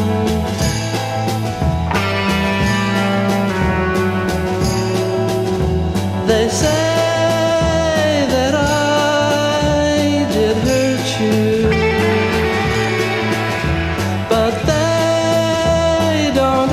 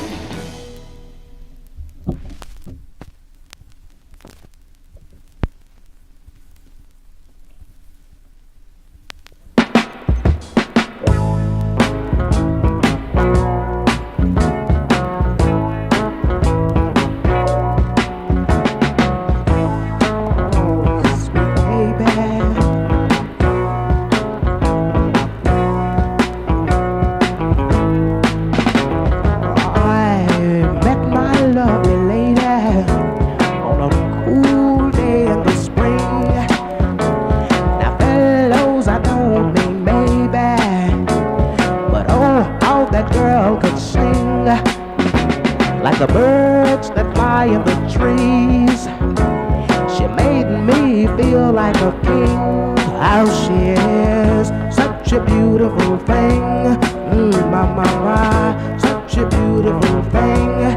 Sweet baby, such a beautiful thing. Such a beautiful thing. Such a beautiful thing to me.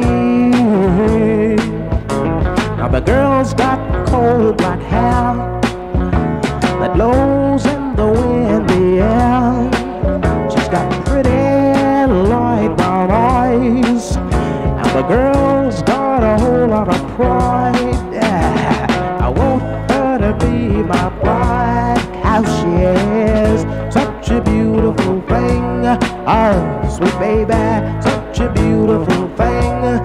Mamma mia, such a beautiful thing. Such a beautiful thing. Such a beautiful thing to me.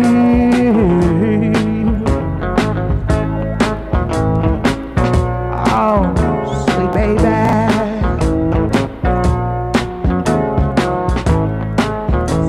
Sweet baby.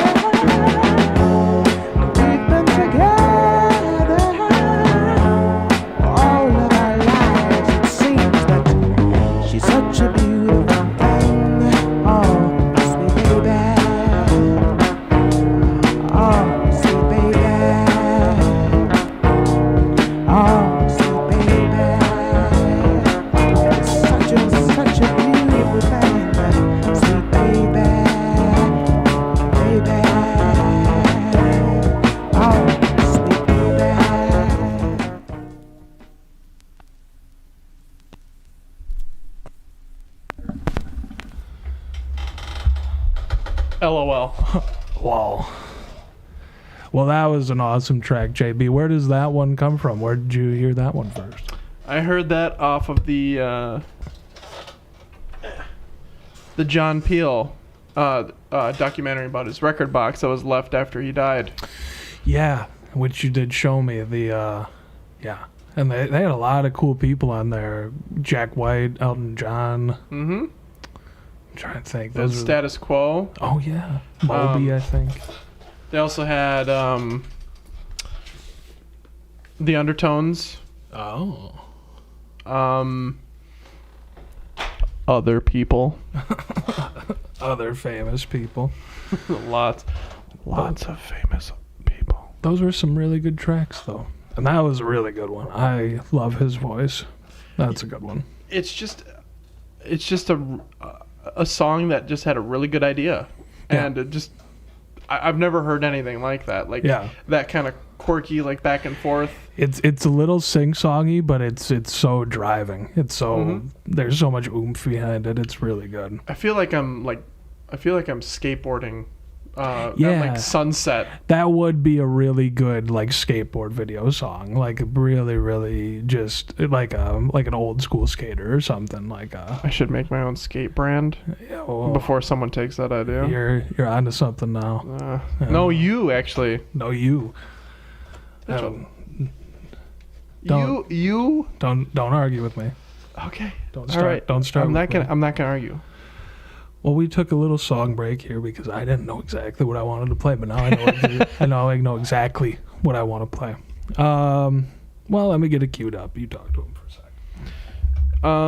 Here's a word from our sponsor.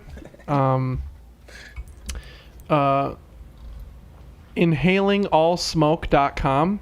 No matter what smoke you inhale, or no matter what smoke is around, we will come over there and we'll inhale it.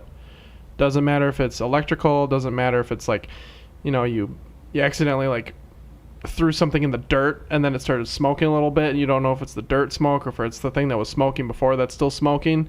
We're going to inhale that. We're going to inhale that dirt smoke. We're going to inhale that smoke that was on the dirt. We just inhale all smoke. We want that smoke. Oh, God. Like, there's sometimes I don't want that smoke, but in this case... In that instance, you do. This company wants that smoke. Well, frankly, so that's a rather old company. I'm familiar with it. It actually was brought up in the Victorian era with child labor. They took the chimney sweeps and started using them as their canary in a coal mine, so to speak, for the smoke product and business. It was better for everybody that happened because, like, who's going to inhale the smoke? Someone's got to do it. Yeah, tell me about it. Might as well get those stupid kids in there. Yeah. You know what I mean? Yeah, I'm not going to die. I'm not going to die inhaling your smoke. I built the chimney. Now you can inhale it, kid. Put it in the atmosphere. That's what they used to do. Nobody cared up until a few years ago. You know what I mean? Now we just bury the smoke. Al Gore. Thank God for Al Gore. Jesus Christ. We better start playing some music before we get ourselves in trouble. You got it. This song comes from, I'm going to play another band that comes from this movement. This is a movement out of Zambia in Africa called Zamrock. 60s, 70s, 80s. This band is called Amanaz, and their song is Kala My Friend.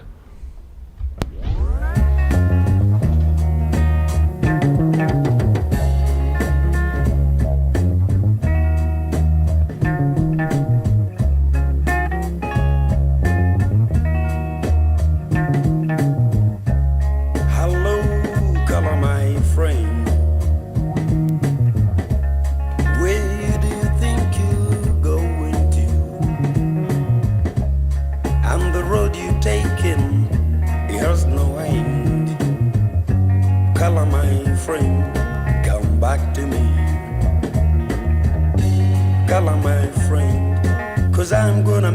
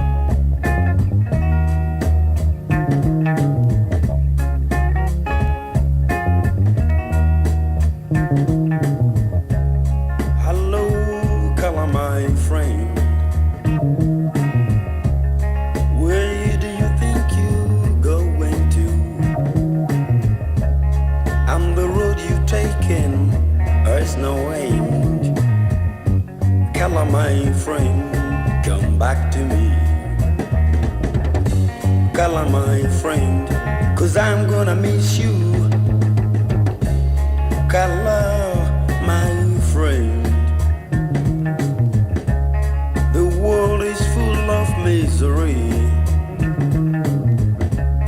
and the road you've taken, there's no end. Kala, my friend, come back to me. Kala, my friend, 'cause I'm gonna miss you.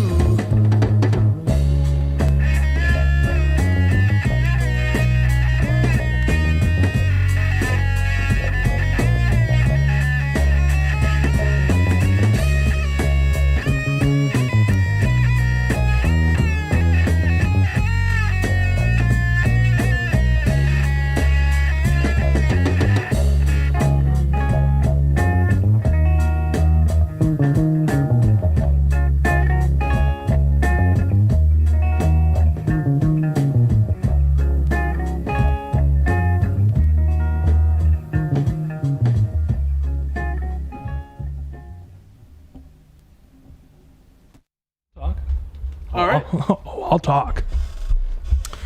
That was Kala My Friend by Amanaz off the album Africa.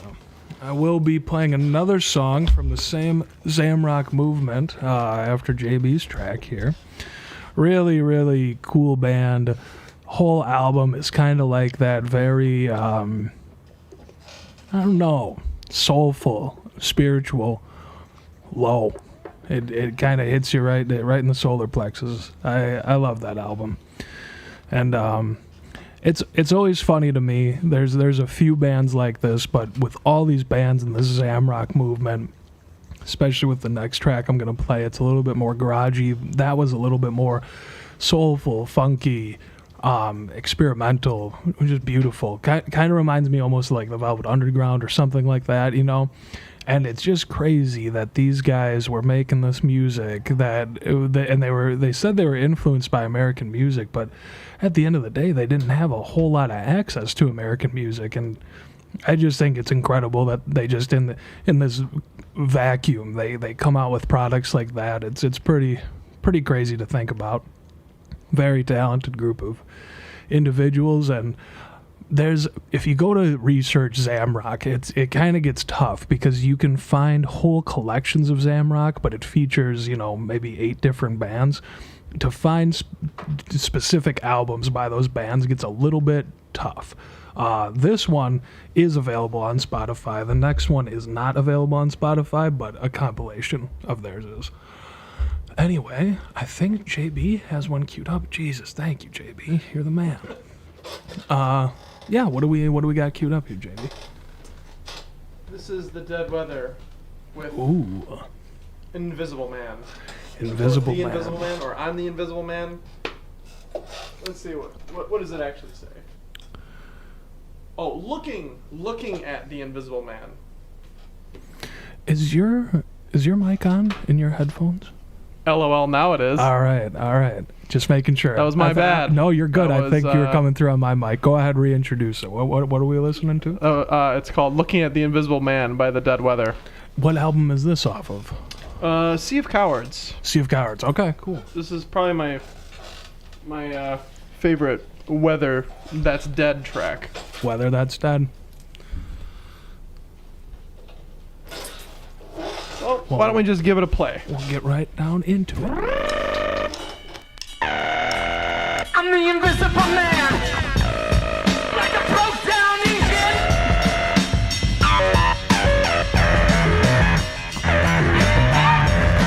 No skin on my bones at all. No skin on my bones at all. I got nothing. You can't hit me. Yeah, you're looking at me.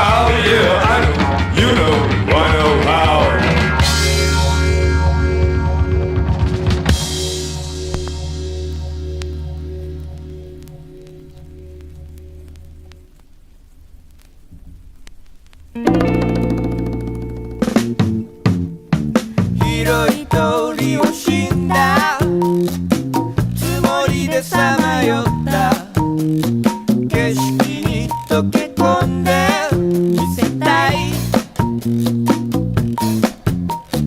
鼻歌屋根の上軽い風に乗って遠くの友達へ届け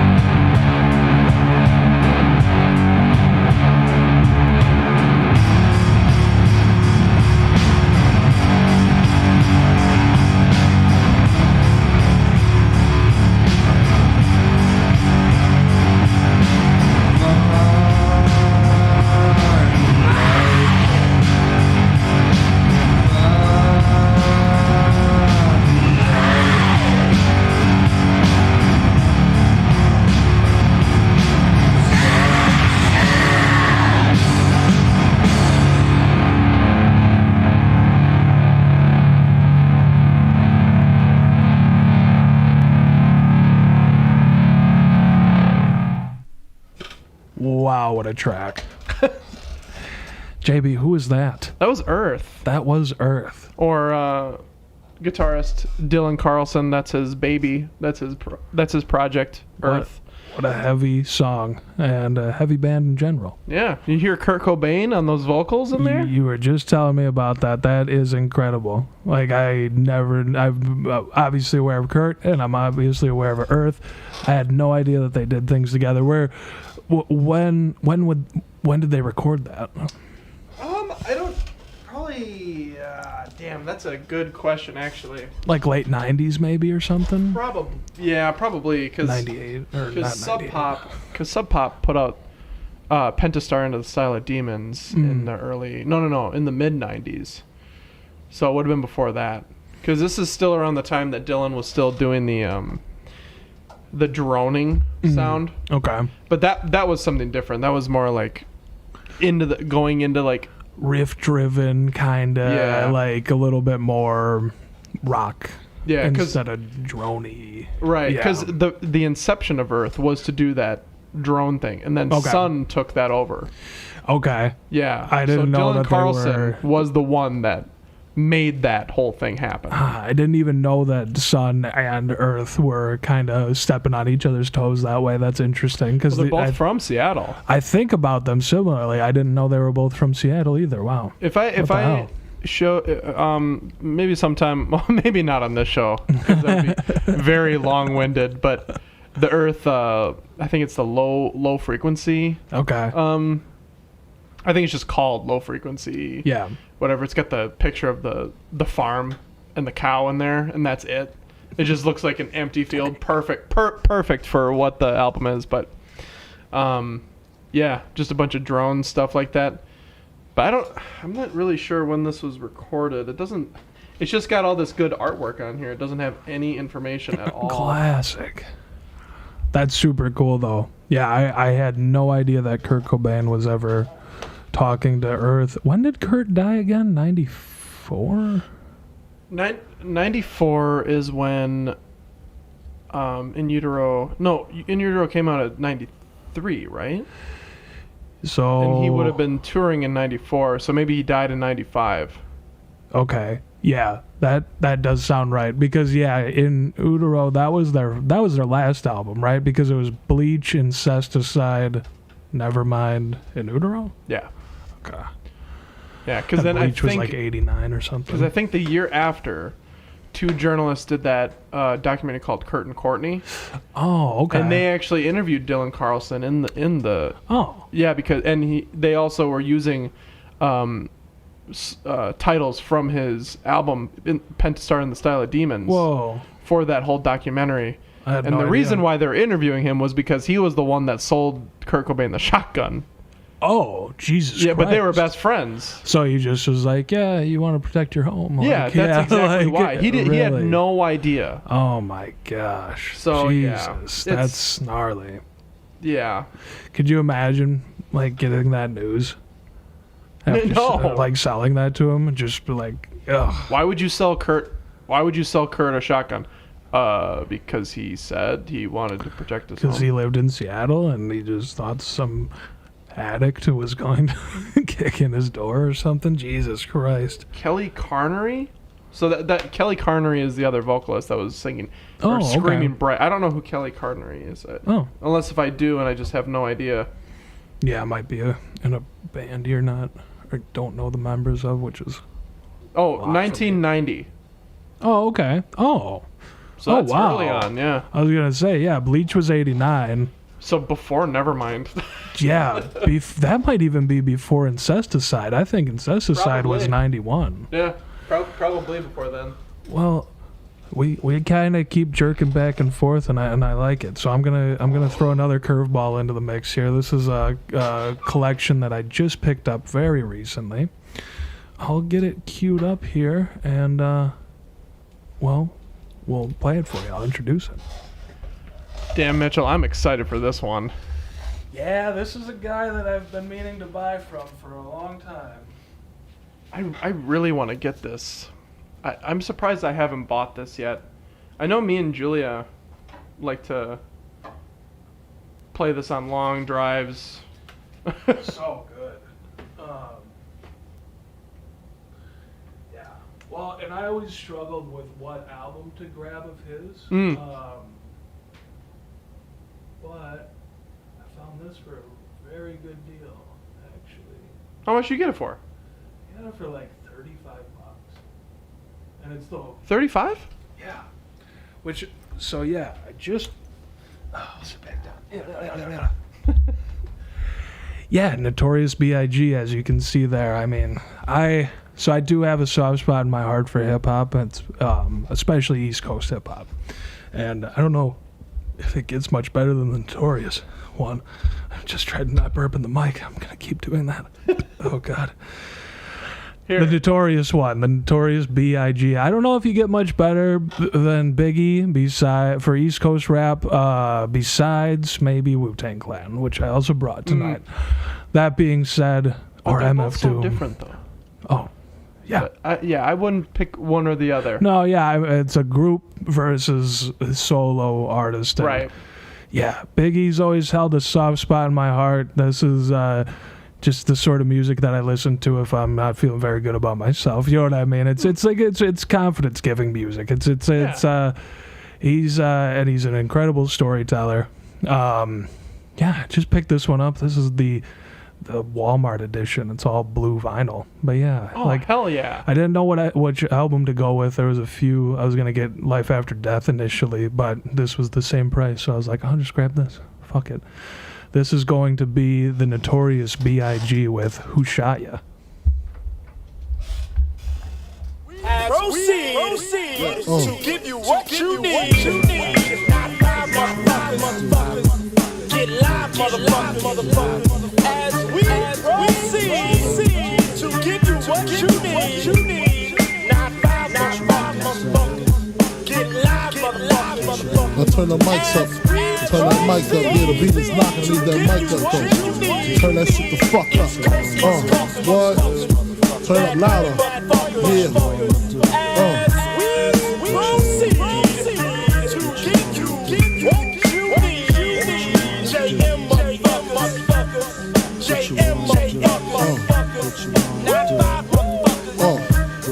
Who shot ya? Separate the weak from the opsa. Leap hard to creep them Brooklyn streets. It's on, nigga. Fuck all that bickering beef. I can hear sweat trickling down your cheek. Your heartbeat sound like Sasquatch feet. Thundering, shaking the concrete. Then the shit stop when I fall the plot. Neighbors call the cops, said they heard mad shots. Saw me in the drop, 3 1/4. Slaughter, electrical tape around the daughter. Old school, new school, need to learn though. I burn, baby, burn like disco inferno. Burn slow like blunts with yayo.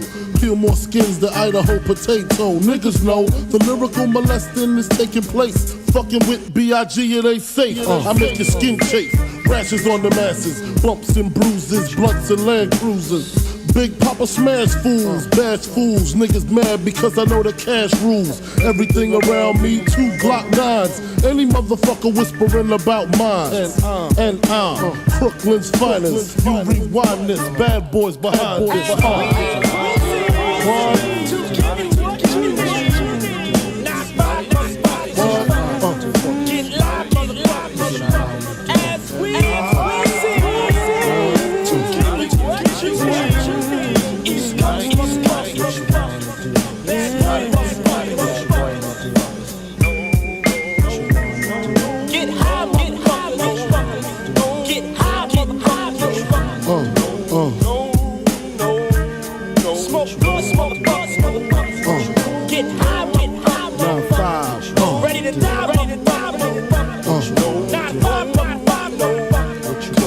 I seen the light excite all the freaks. Stack mad chips, spread love with my peeps. Niggas wanna creep, got to watch my back. Think the cognac and endo sack make me slack. I switches all that, cocksucker G's up. One false move, get Swiss cheesed up. Clip detect, respect, I demand it. Slip and break the 11th commandment. Thou shalt not fuck with North Sea Papa. Feel 1,000 deaths when I drop ya. I feel for you like Shaka Khan, I'm the Don. Pussy when I want Rolex on the arm. You'll die slow but calm. Recognize my face so there won't be no mistake. So you know where to tell Jake, lame nigga, brave nigga. turn front page, nigga. Puff Daddy flips daily. I smoke the blunts, he sips on the Baileys. On the rocks, tote blocks at christenings. Hammer cop in the fire positioning. What? Come here. Open your fucking mouth. Did I tell you don't fuck with me? Huh? Did I tell you not to fuck with me? Huh? Look at you now. Huh? Can't talk with a gun in your mouth, huh? Bitch ass nigga. What?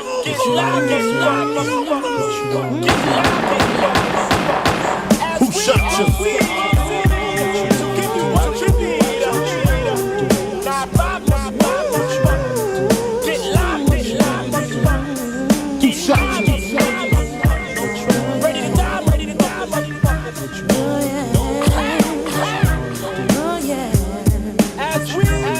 Who shot you?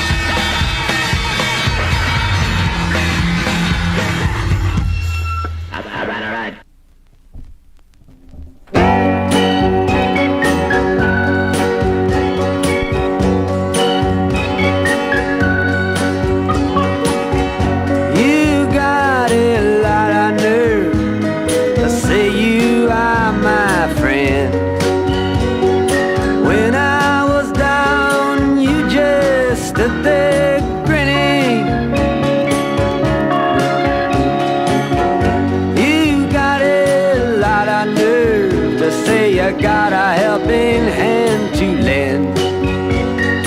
You just want to be on the side that's winning. You say I let you down, you know it's not like that. If you're so hurt, why then don't you show it? You say you've lost your faith, but that's not where it's at. You have no faith to lose, and you know it. I know the reason that you talk behind my back. I used to be among the crowd you're in with. Do you take me for such a fool to think I'd make contact with one who tries to hide what it don't know to begin with? You see me on the street, you always act surprised. You say, how are you? Good luck, but you don't mean it.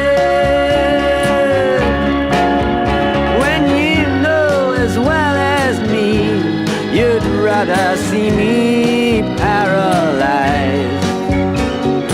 Why don't you just come out once and scream it?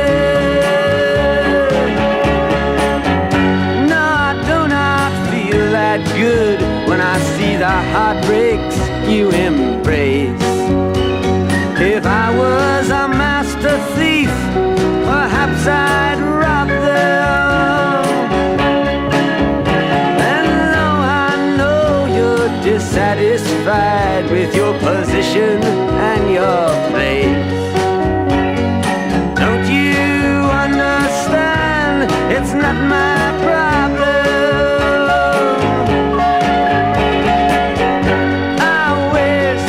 Just one time you could stand inside my shoes, and just for that one moment I could be you.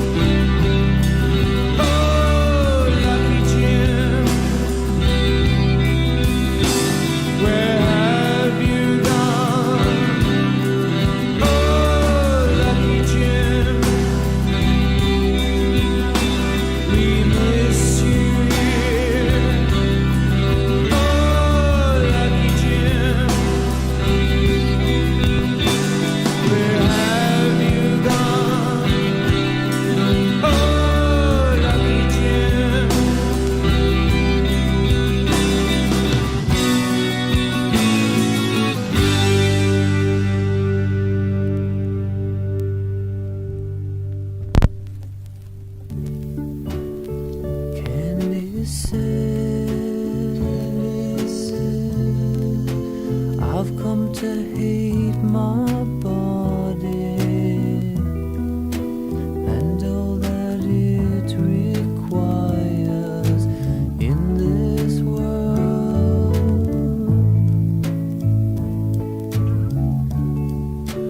Candy says, I'd like to know completely what all the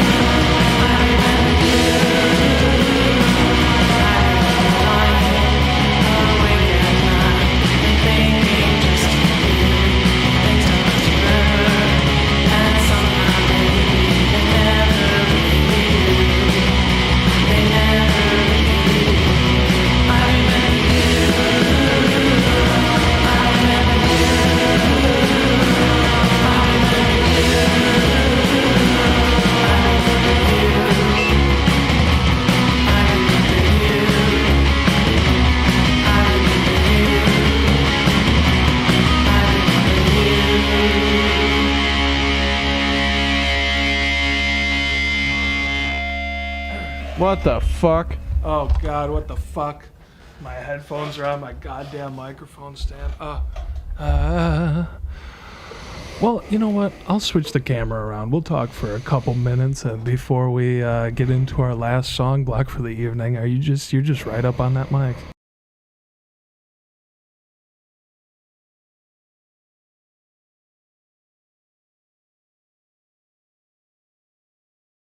Audio interface a little too much. There we go.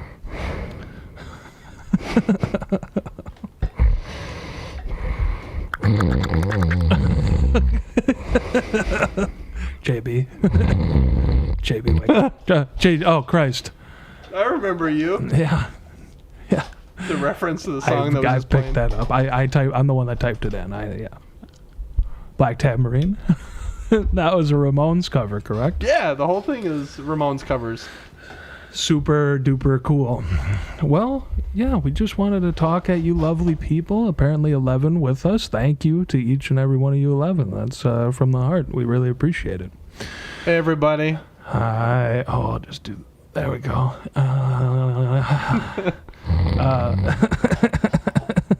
No more of that. We'll do it. It's sleep ASMR. This has been a good show, though. I think we probably got... I don't know. We still got... I'd say a half an hour worth of music left between the both of us. Something like that. Yeah. We just wanted to thank you, kind folks, for tuning in. Maybe we'll say goodbye. Maybe we'll just have a song let us out later. This one will not be taken down by YouTube, though, so we're thankful for that. Thanks to Mixcloud and their copyright magic. Yeah.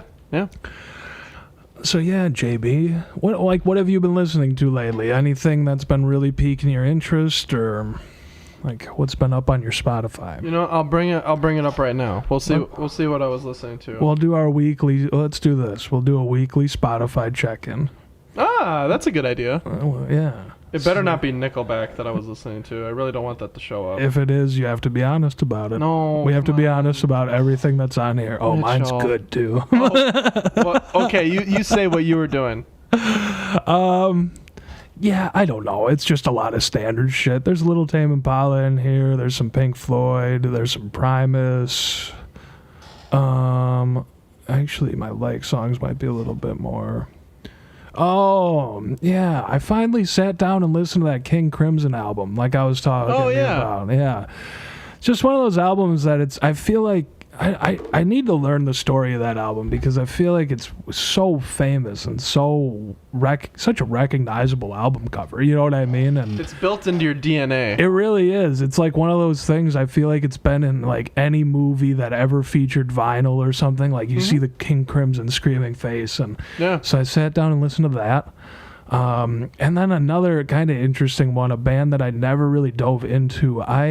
So when I was living in Chicago, I bought a collection of psychedelic vinyl records. The guy, he was selling them for like less than $1 a record. I just had to buy them. I had to sift through some bullshit in that collection, but a couple of albums I pulled out were Yes albums, and I had never really listened to Yes. Dude. Yeah. What the fuck?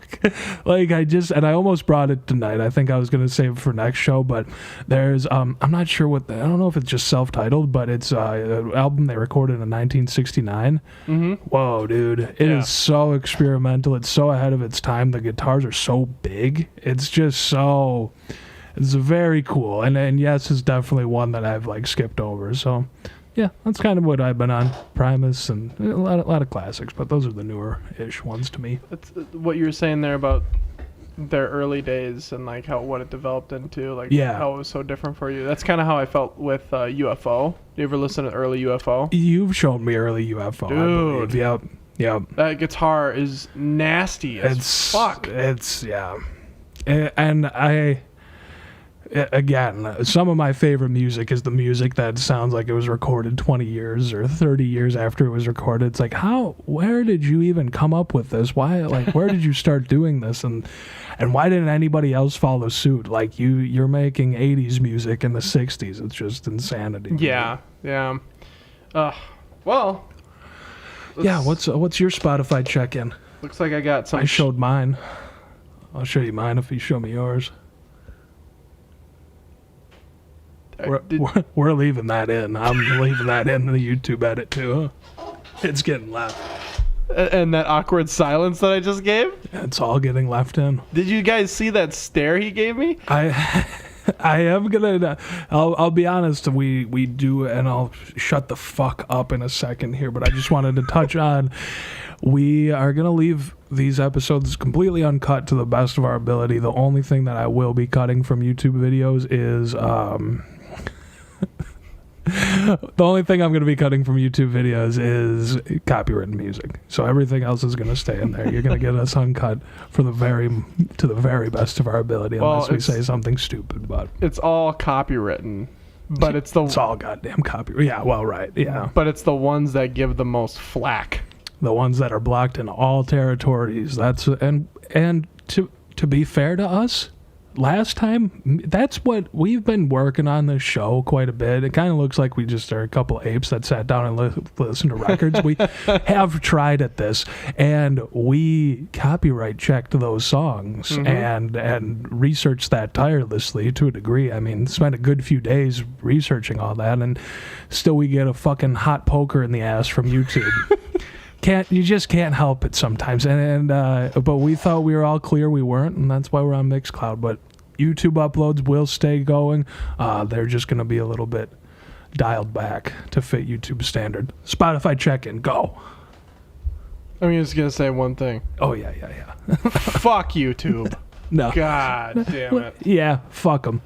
We're never going to pull a check off of YouTube anyway. Fuck them. I don't give a fuck. No. Flag us, bitch.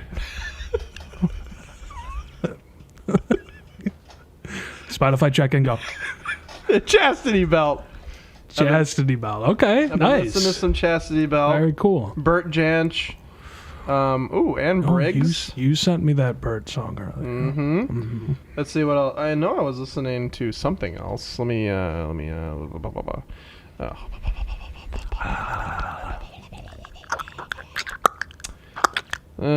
This is stuff I always listen to. I want to see West Coast Pop Art Experiment, the band. We were already listening to that. We did listen to them a bit.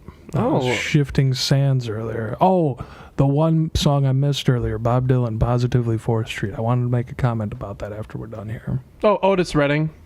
Ooh, what Otis have you been listening to? You know I'm a fan. Oh, Christ. Oh, lovely. I love it. One of my favorites. That's a good track. I have that on a compilation album of his. I don't think it was an official release. It's called Lonely and Blue. Yeah, Otis is one of the best. God, I just have so much... Steel Eye Span.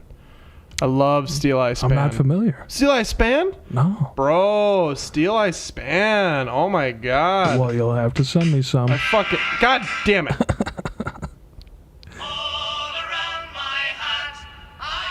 It's stupid sounding right now. I like stupid music. Oh. Yeah, it's like... That almost sounded like Blondie or something. Interesting. Like just the vocal vocal quality. Yeah. That'd be hairy. We should just play music through our phones into our microphones. Yeah. Because our microphones are such good quality. That was my favorite joke that's been made about the show so far was one of my good friends he's also running a podcast with our comedian friend.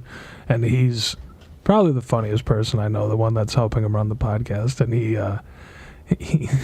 said, like, he knows of JB's prowess and his audio equipment and whatnot. He goes, how are you guys doing the music? Are you just recording it through your phones? And he was totally fucking around, but it's just so funny. You think we have all this shit in front of us and just fucking play music through our phones. Through the fucking phone. That'd be awesome. Well... I'm going to have a very soulful exit to my track list. So it's kind of all I have left, really, to play for you fine folks tonight. But, yeah, we'll do a soulful exit on my end. But, yeah, nice Spotify check-in. I didn't post my Spotify Wrapped. I don't necessarily care to. I didn't do that either. Do you know that? Have you seen like Friday Beers? They're like a sketch group or sketch comedy. Maybe they do. They're really funny. They're almost like not like it's similar humor, but Funny or Die, how they used to make all those videos and stuff like that. Okay. Very similar. It's like the same 4 or 5 guys always, and they just made a really fun. I'll show it to you, but they made a really funny video about Spotify Wrapped, like how you think somebody's gonna react to your Spotify Wrapped. Oh, I think I did see that. Yeah, where he gets in the car and he's like, Yeah. I love that video. God, hey man, I saw that you really into that. Like, a renaissance man. You're a renaissance you're a man. Renaissance man. But it is. It's undeniable. Spotify is just, I think, for any music lover, it's embedded into the fabric of your life. So for some people, it might be pretty accurate, you know? It just makes you feel more important than you actually are. I just watched, and then we can get back to music, but I just watched a podcast. Well, I won't even beat around the bush. It was Steve-O's podcast. I'm a big Jackass fan. And he had Neil deGrasse Tyson on.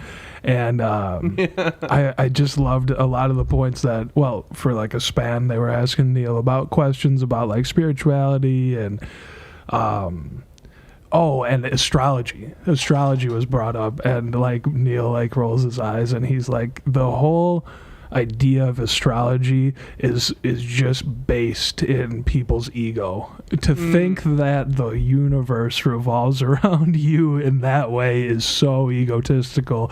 And he just thought he spoke about it very eloquently, but I just thought it was funny. Like, it's just like the amount of things that people do to feed their ego is hilarious. Yeah, I don't know.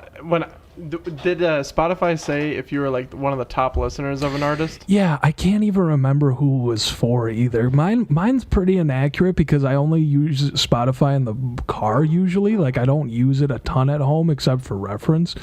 I guess I've been using it more so lately with the radio show. It's been very handy, and it's a great tool, but I can't even remember. It was like Willie Nelson or some shit. I was in like the top percentile. I can't remember. Okay. Yeah, it said that I was the 0.01% of listeners for the White Stripes, like top 1.01%. And I just felt pathetic. I'm like, don't feel pathetic for that. I was just like, you like what me? you like, man. I know I like what I like, but why you gotta tell me that? Well, that's where like mine was like so much country, and I was like, I do like country, but I didn't think I listened to it that much this Mitchell, year. we're getting older. That's true. That's true. I've noticed that too. My tastes have been shifting. Well, I think that more than anything, for people maybe like us that are a little bit more open-minded to different music, I think as you get older, a lot more stuff becomes palatable. You know what I mean? But Mitchell, when we were younger, especially, talking from my experience, I loved everything that was just thick and fuzzy, and that was it. That's all I liked. Fair. And now all of a sudden, I'm not really there anymore. When I hear it, I'm like, yeah, that sounds that's fuzzy, really cool and stuff. But now I think I hear something like Lifeguard or Horse Girl. That's another band that I like now, a modern band. Yeah, and they're playing music that is nothing like that. It's just really experimental, chordy. Yeah. Lots of weird notes to pick. You're maturing, JB. Maturing. Yeah. It's a good thing. I mean, like, especially when we first became friends, which I don't think we even mentioned on the last episode. Do you remember how we became friends? I don't know. No, you don't? I remember we went to the same high school, obviously. We had, I think we knew of each other, where it was like, oh, like, you're a music guy, like, and you're a music guy, like, you make music. And so we kind of like knew of each other. You had made some tapes, some Deadly Friend tapes, the one with the blue guy. The Get-Go. Yeah. Yeah, that's right. And you came up to me in the hallway and were like, hey, like, I know you like music, would you check this out? And I like went home and put it in the cassette player and listened to it, and it was a history ever since. But I can't even remember where the fuck I was. Oh, when we met each other like that, all I listened to effectively was 60s music. And for a number of years, I pretty much only stayed in the 60s. And that's, I've noticed I've grown past that, where it's like not all 60s music used to sound good to me, and I just liked the tonal qualities of it. I liked the recording. I liked the reverbs. I liked it. I liked washed out reverb tracks, like the whole thing. And now it's like I do still love a lot of 60s music, but I love what I love, and I skip over a lot more now, you know, and I'm trying to think of like how I've broadened my horizons over the, I guess like hip hop, like I've always liked hip hop, but like I've gotten more into that over the past couple of years, certainly country, and Western music, and I don't know, I guess, you know, I don't know. I listen to a lot of stuff I've always listened to, you know what I mean? Primus, Bob Dylan, well, I think that sort of shit. I think as a young person, it was really hard to get past the genre word country when there's modern country and people like, you don't like country? I listen to country all day, every day. Right. It's like, no, I do not like Keith Urban. Yeah, it's not the same thing. The country, if this is like pop country, that came after. And now there's the oldies that are just like, they don't make music like that anymore. That's where I refer to that music, like Marty Robbins that I played earlier. I refer to that as Western music. Yeah. I think that's Western music. Another one that I've picked up over this past summer, Tom T. Hall. He has some really good tracks, but that I'd call like more Western than country. Townes Van Zandt. I think you could call him like Western, you know what I mean? And there's nothing wrong with country, but when I think country, I do think modern country, and nobody likes that. Well, some people do, but unless if Keith Urban wants to come on the show and talk to us, and he wants to show us that sick paisley telly that is sick, actually. Does he have like a pink paisley, like one of those? I don't know. Oh, you know what I'm talking about, right? Yeah. Because those are super rare. Those are cool. I mean, he is very rich. I'm going to say, he could have any Telecaster he wanted, I suppose. Yeah. I mean, that's like those Gretsch Naughty Pine guitars. Oh, yeah. I would love to touch one of those. Yeah, there's a lot of, like, and we will get back to the music, but, just as I, you know, over the past, well, actually, when you asked me to do that cover of Up on Cripple Creek by the band, that kind of reignited a switch in me. I hadn't sat down and played music seriously for a while, but as the second that I did, because I've been back after it now over the past couple months, the second that I did, I go start looking for things to buy. You know what I mean? It's like, it's a fucking disease, man. And I know, it's awful. It's so funny. It's just constantly scrolling through Reverb or Music Go Around or whatever. Hey, put the microphone right up to your chest, like where your heart is. Okay, you got it. Like, put it right on there. Well, what do you want from me? There's a pop filter. Can you hear my heart? The compressor is really compressed. Let's see. You can't hear it. Damn it, we're not alive. When me and Graham used to record women recordings, the compressor I used to have, like, I didn't know what I was doing. I was like, oh, I need a compressor. So I would just yank it. And you just made it so hot it would pick up your heartbeat. Yeah, well, he would stop. He would be sitting there with the headphones on, like, and he would start getting anxious. And I'm like, are you okay? And he's like, I can hear my heartbeat. I can hear my saliva in my mouth. Just compressed to fucking gills. I can hear my lips. That's hilarious. That's quite enough. We're gonna get back to them. Okay, let's get back to the music. Jesus. Do you want to play something first? You want me to play something first? I think it's your responsibility this time. I think we just finished with mine. You're correct. So I'll talk about our sponsor. Oh, the one thing I wanted to say about Positively 4th Street, that is, I'm a massive Bob Dylan fan. That was the one song I didn't put up. I forgot to put the title down. I'm a massive Bob Dylan fan. He's one of my favorites. I'll make this pretty fucking quick. Positively 4th Street. If you ever have a problem, maybe with some friend groups or, you're growing past friends or what have you, go and listen to that song. I think that I'm lucky to have never not been on the receiving end of that too much, but I've bear witness to it a lot, and I always send whoever's going through stuff like that, I always send them that song, because I think Bob puts it pretty eloquently that we've all been through that, and that if you are maybe not feeling so good about yourself in that way, that you're probably the one that's growing. You're probably the better person in that scenario. So if you're ever having some problems where you don't feel very good about yourself, and maybe people around you are not making you feel very good, listen to Positively 4th Street by Bob Dylan. That's what I do. I just wanted to call that out. I think I'll try that. There's some songs that I have that are like that too. I need to make a playlist of all the songs that have that same kind of messaging. He just puts it in such a way that it's kind of empowering, in my opinion. It Right. just makes you feel like not only not alone, but it just makes you feel, I don't know, like it's not your fault. And Yeah. I think that's a message that a lot of people can get on board with. Anyway, I think our sponsor can hold for a while. we'll hold off on the sponsor. I know they're paying us and everything, but This is another one. we don't have any sponsors. This is a great track by a great New Yorker, one of the best New Yorkers in my opinion. This is off of 52nd Street by Billy Joel, a song called Big Shot.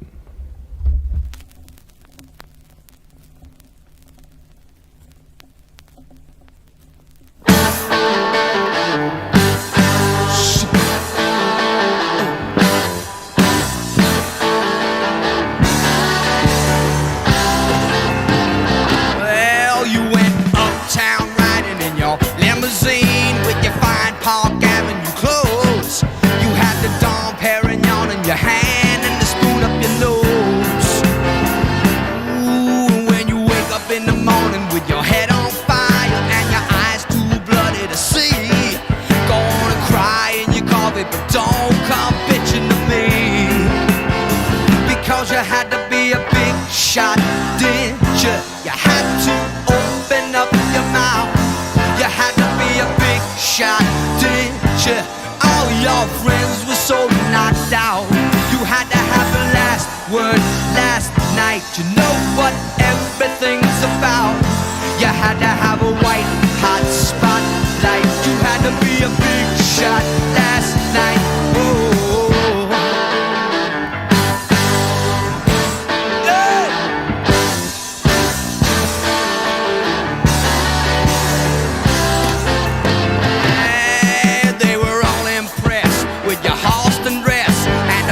At your new alley lanes.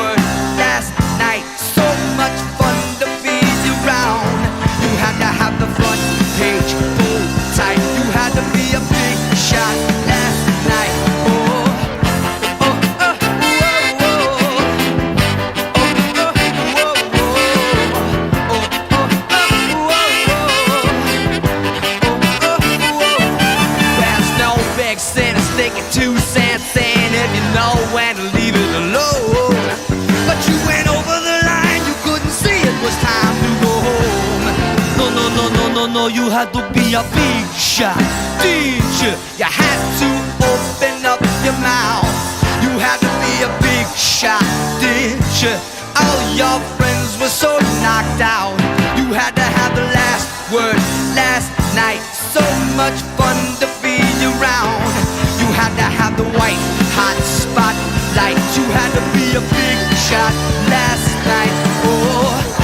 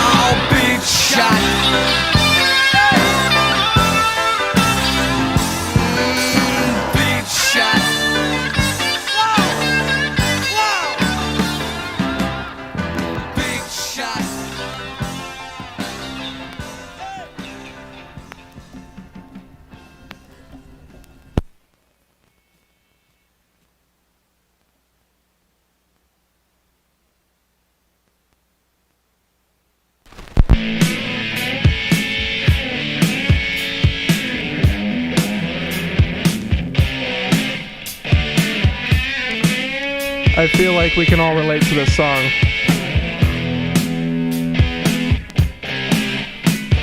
Cheap is small and not too steep, but best of all, cheap is cheap. Circumstance has forced my hand to be a cut-price person in a low-budget land. Times are hard, but we'll all survive. I just gotta learn to economize. I'm on a low budget. I'm on a low budget. I'm not cheap, you understand. I'm just a cut-price person in a low-budget land. Excuse my shoes, they don't quite fit. They're a special offer and they hurt me a bit. Even my trousers are giving me pain. They were reduced in the sale, so I shouldn't complain. They squeeze me so tight, so I can't take no more. They're a size 28, but I take 34. I'm on a low budget. What would you say? I'm on a low budget. I thought you said that. I'm on a low budget. I'm a cut-price person in a low-budget land. I'm shopping at Woolworths and low-discount stores. I'm dropping my standards so that I can buy more. Low-budget sure keeps me on my toes. I count every penny and I watch where it goes. We're all on our uppers, we're all going skin. I used to suck cigars, but now I suck polo mints. I'm on a low budget. What did you say? Yeah, I'm on a low budget. I thought you said that. I'm on a low budget. I'm a cut-price person in a low-budget land. Low budget. Low budget. Low budget.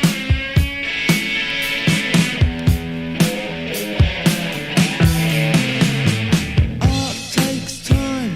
Time is money. Money is scarce, and that ain't funny. Millionaires are things of the past. We're in low-budget Phil, where nothing can last. Money is rare, there's none to be found. So don't think that I'm tight if I don't buy around. I'm on a low budget. What did you say? Yes, I'm on a low budget. I thought you said that. I'm on a low budget. I'm a cut-price person in a low-budget land.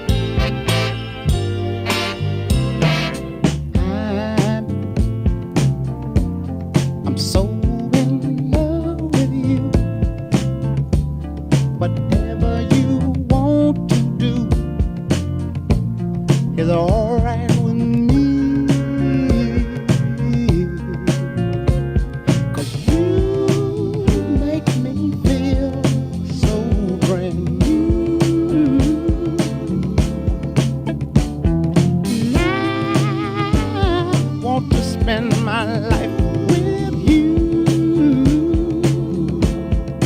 Let me say, sing, baby, since we've been together, ooh, loving you forever is what I need.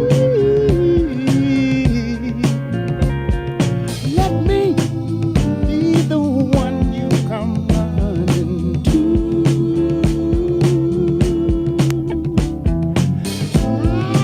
I'll never be untrue. Oh, baby,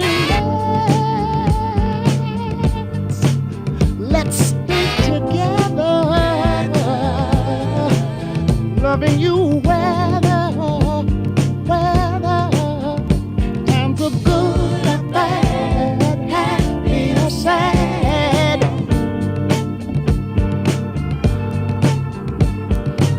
Ooh, yeah. Well, the times are good or bad, happy or sad. Why people break up? Oh, and turn around and make up. I just came to see you'd never do that to me, would you, baby? Staying around you is all I see, is what I want to do. We ought to stay together, loving you weather, times are good, bad, happy or sad. Come on, let's stay together, loving you weather.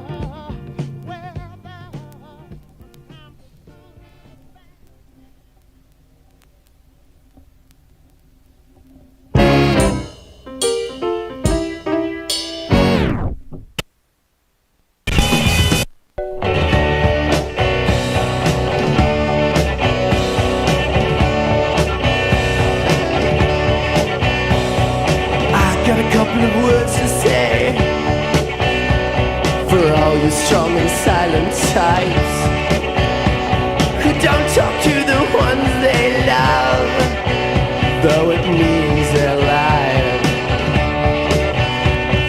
I'll say this next time you get stuck and the words won't come. Yeah, the blue, the cold and burn in your black horse side. I'll talk for you under the balcony blue. I'll talk for you. I'll talk for you. Cyrano to Berger's back.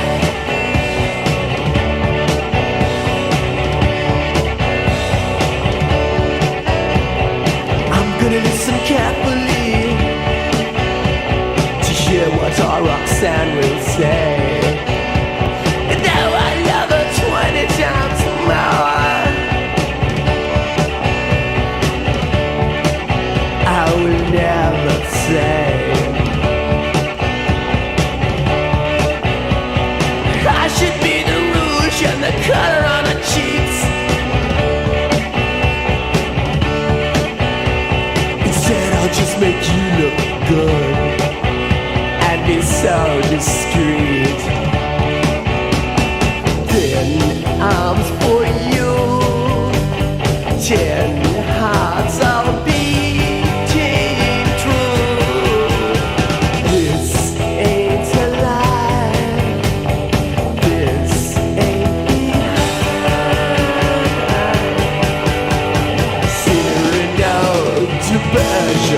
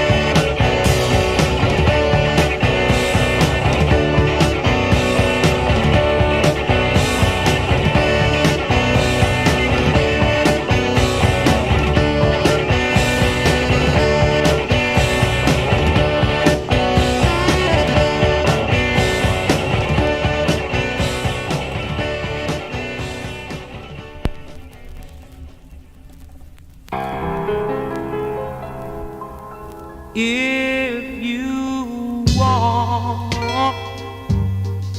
something to play with, go and find yourself a toy. Baby, my time is too expensive, and I'm not a little boy.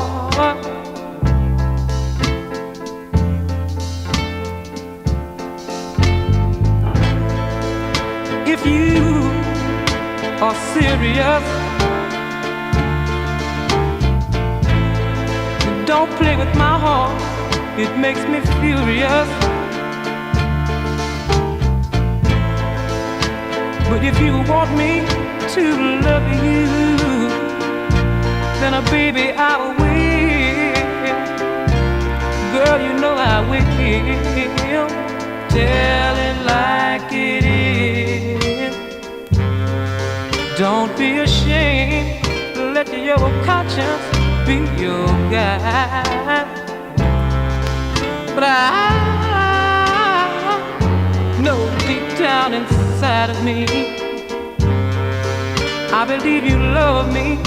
Forget your foolish pride.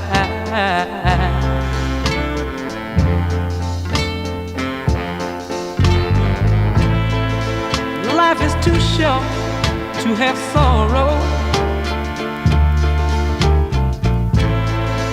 You may be here today and gone tomorrow.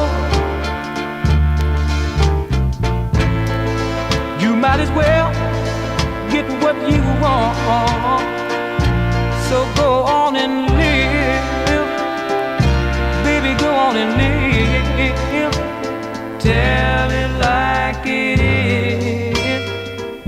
I'm nothing to play with. Go and find yourself a toy. But I tell it like it is. My time is too expensive, and I'm not your little boy. Tell it like it is.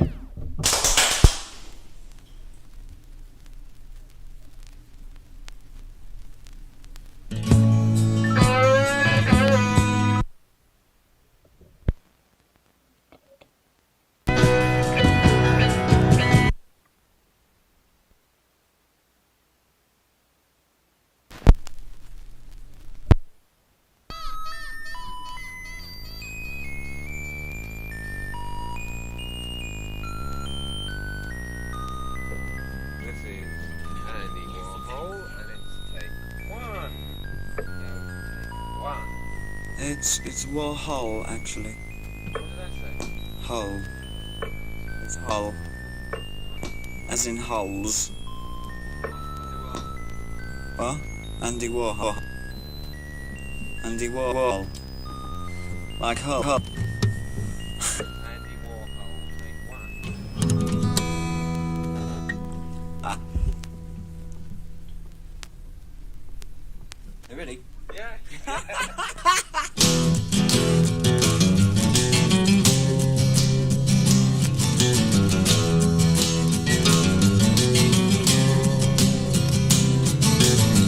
Like to take a cement pics, bigger standing cinema. Dress my friends up just for show, see them as they really are. But the people in my brain, 2 new pens to have a go. I'd like to be a gallery, put you all inside my show.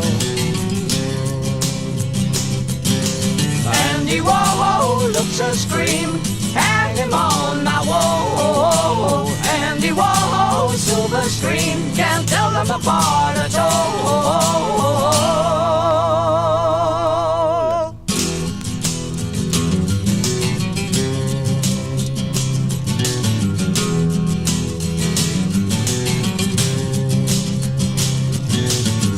Andy walking, Andy tired, Andy take a little snooze. tie him up when he fast asleep, send him on a pleasant cruise. When you wake up on the sea, be sure to think of me and you. To think about paint and to think about glue, what a jolly boring thing to do. Andy Warhol looks a scream, hang him on my wall. Andy Warhol, silver screen, can't tell them apart at all. Andy Warhol looks a scream, hang him on my wall. Andy Warhol, silver screen, can't tell them apart at all.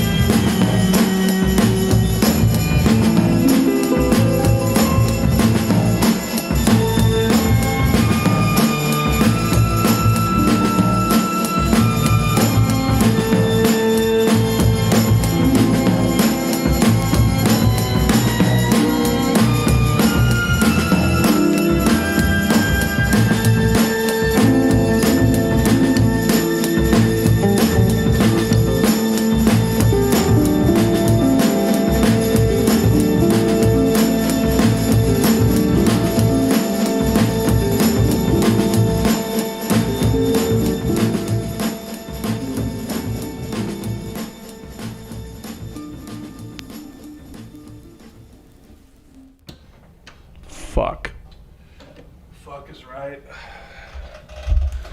We like that word. Ever since we were kids, we always wanted to say it. Now that we're adults, we can say it anytime we want. Even on our own podcast, radio show, whatever you want to call it. Yeah, Gimme Danger Radio. Fuck. Just a little bit of feedback. No problem. No problem. We're chilling. Well, here, why don't I'll flip it back to this camera just so we can say goodbye to the people. Let me, oh, I did the wrong one. Again. Stop that. I'm sleepy. You're not. I'm not. No, you are not.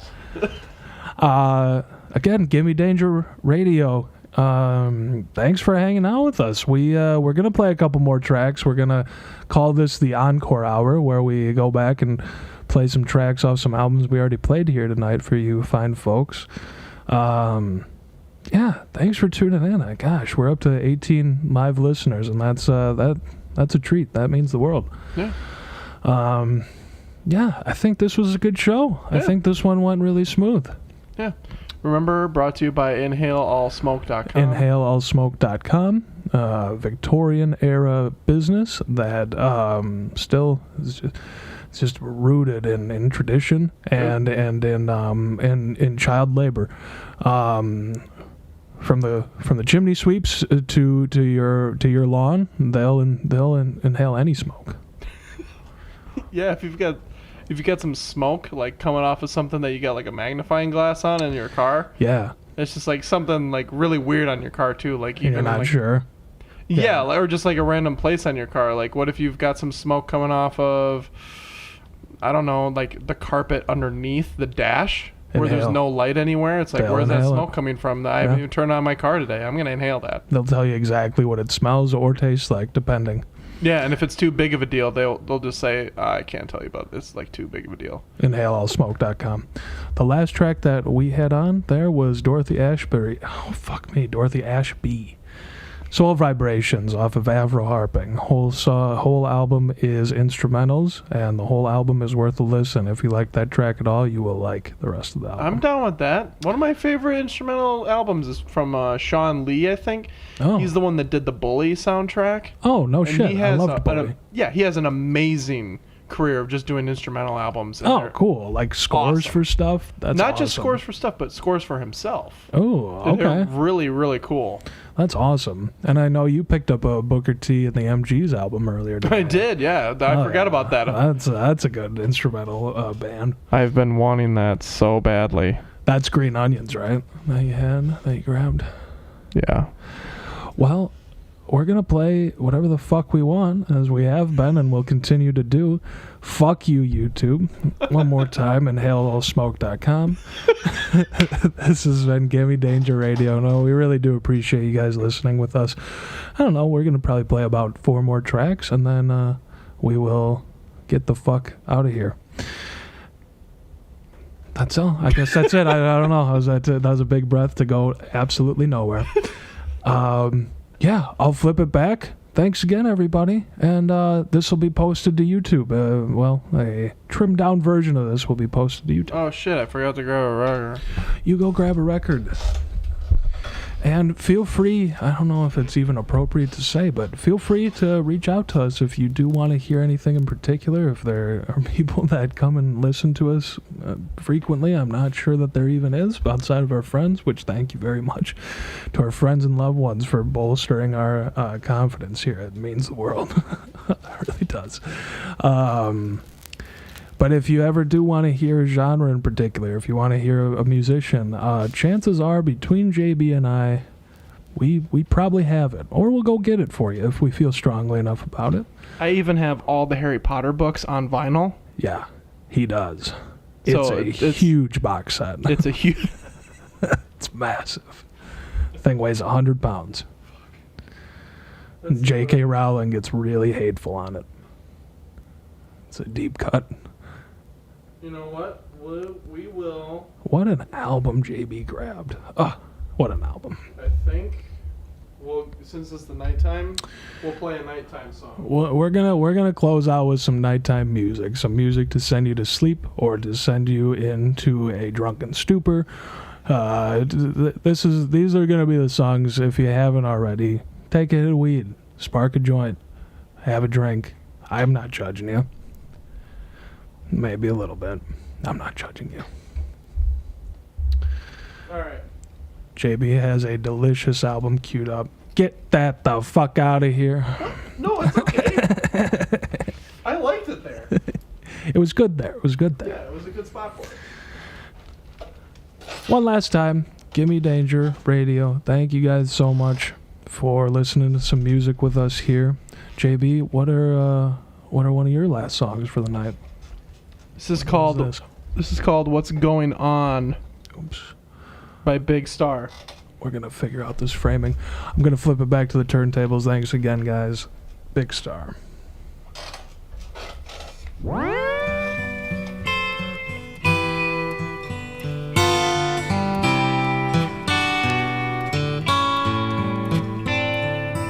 I liked her face, those eyes. She left today. Oh, goodbye. And looking at you, I'm drained outright and isolated in the light.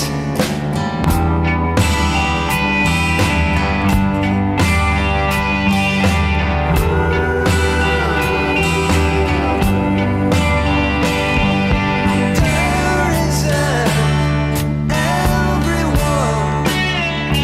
Ever since I was young, I'm starting to understand what's going on and how it's planned.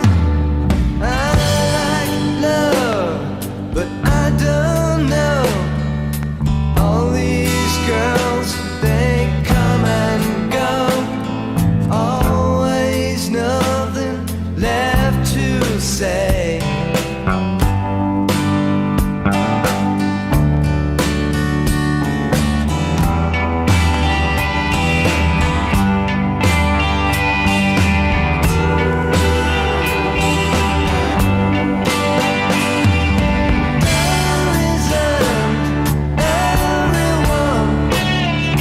Ever since I was young, I'm starting to understand what's going on and how it's planned.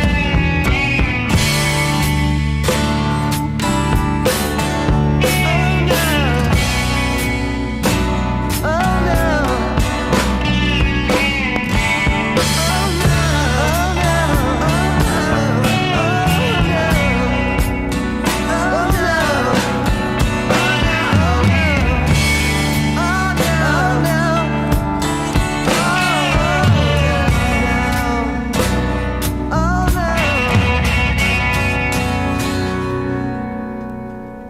That was Big Star with What's Going On.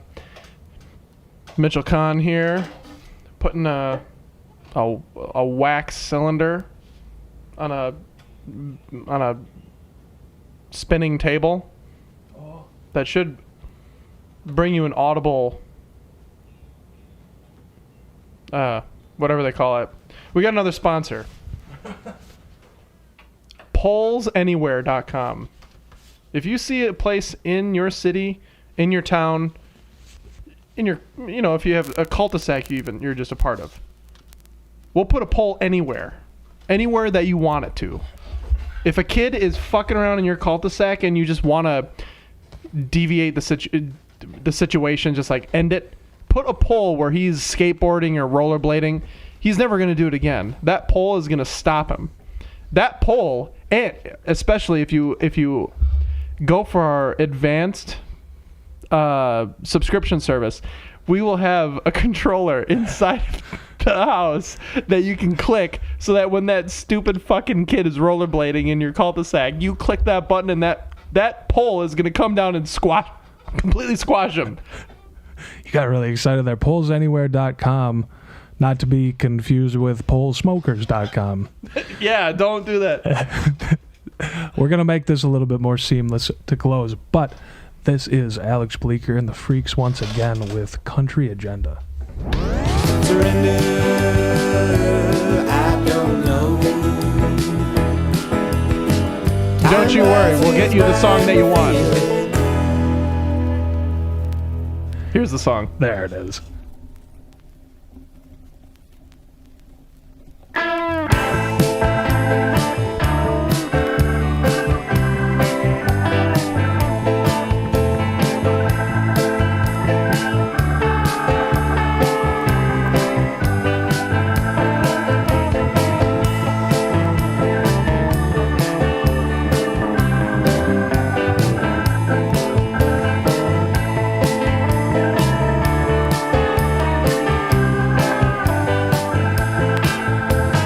Know that I can see the sky the same as the day or night time. Tried to call to say goodnight, but when would be the right time?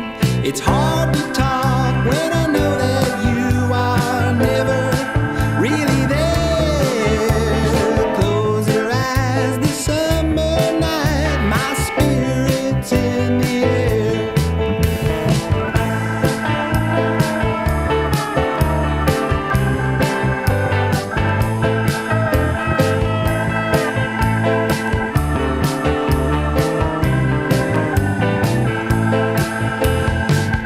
Giving me a hard time, don't test my will to love you. All your lovers come before, they still may rise above you. Sure, it's true, we're all the same, but still, I'm my own man. Said Jack to Jill, I love you still, then quickly joined the band.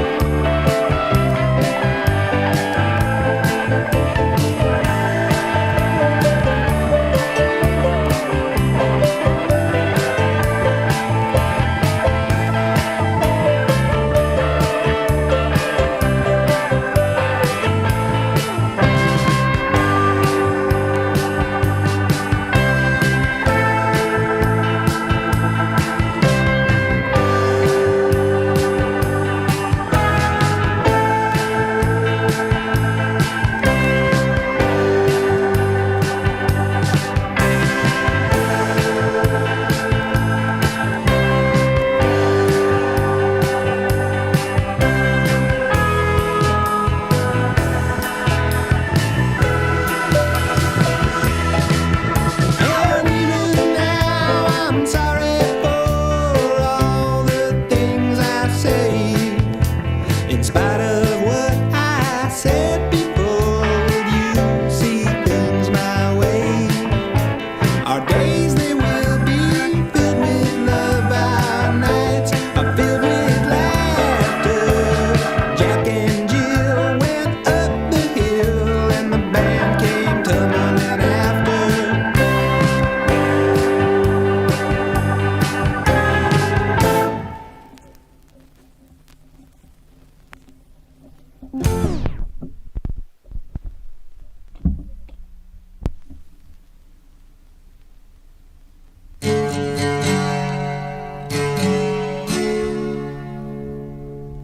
And so you believe that you know you're all what you need is sincerely, sincerely.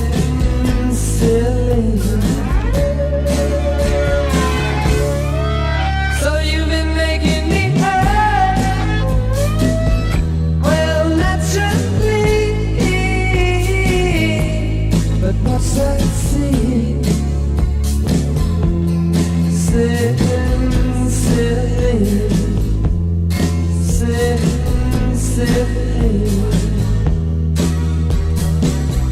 All the moment I saw where my love down.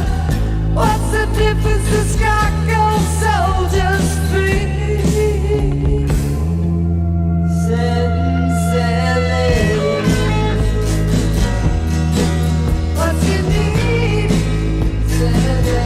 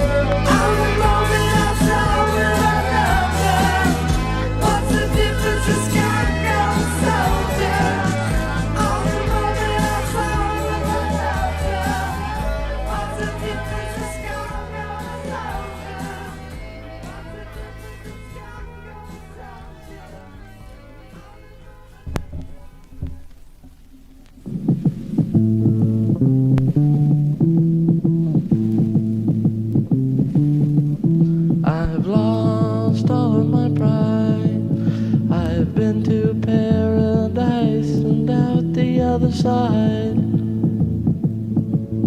with no one to guide me, torn apart by a fiery wheel inside me. I won't hurt you, I won't hurt you, I won't hurt you, I won't hurt you. An untouched diamond that's golden and brilliant without illumination. Your mouth's a constellation, the stars are in your eyes. I'll take a spaceship and try and go and find you. I won't hurt you, I won't hurt you, I won't hurt you, I won't hurt you.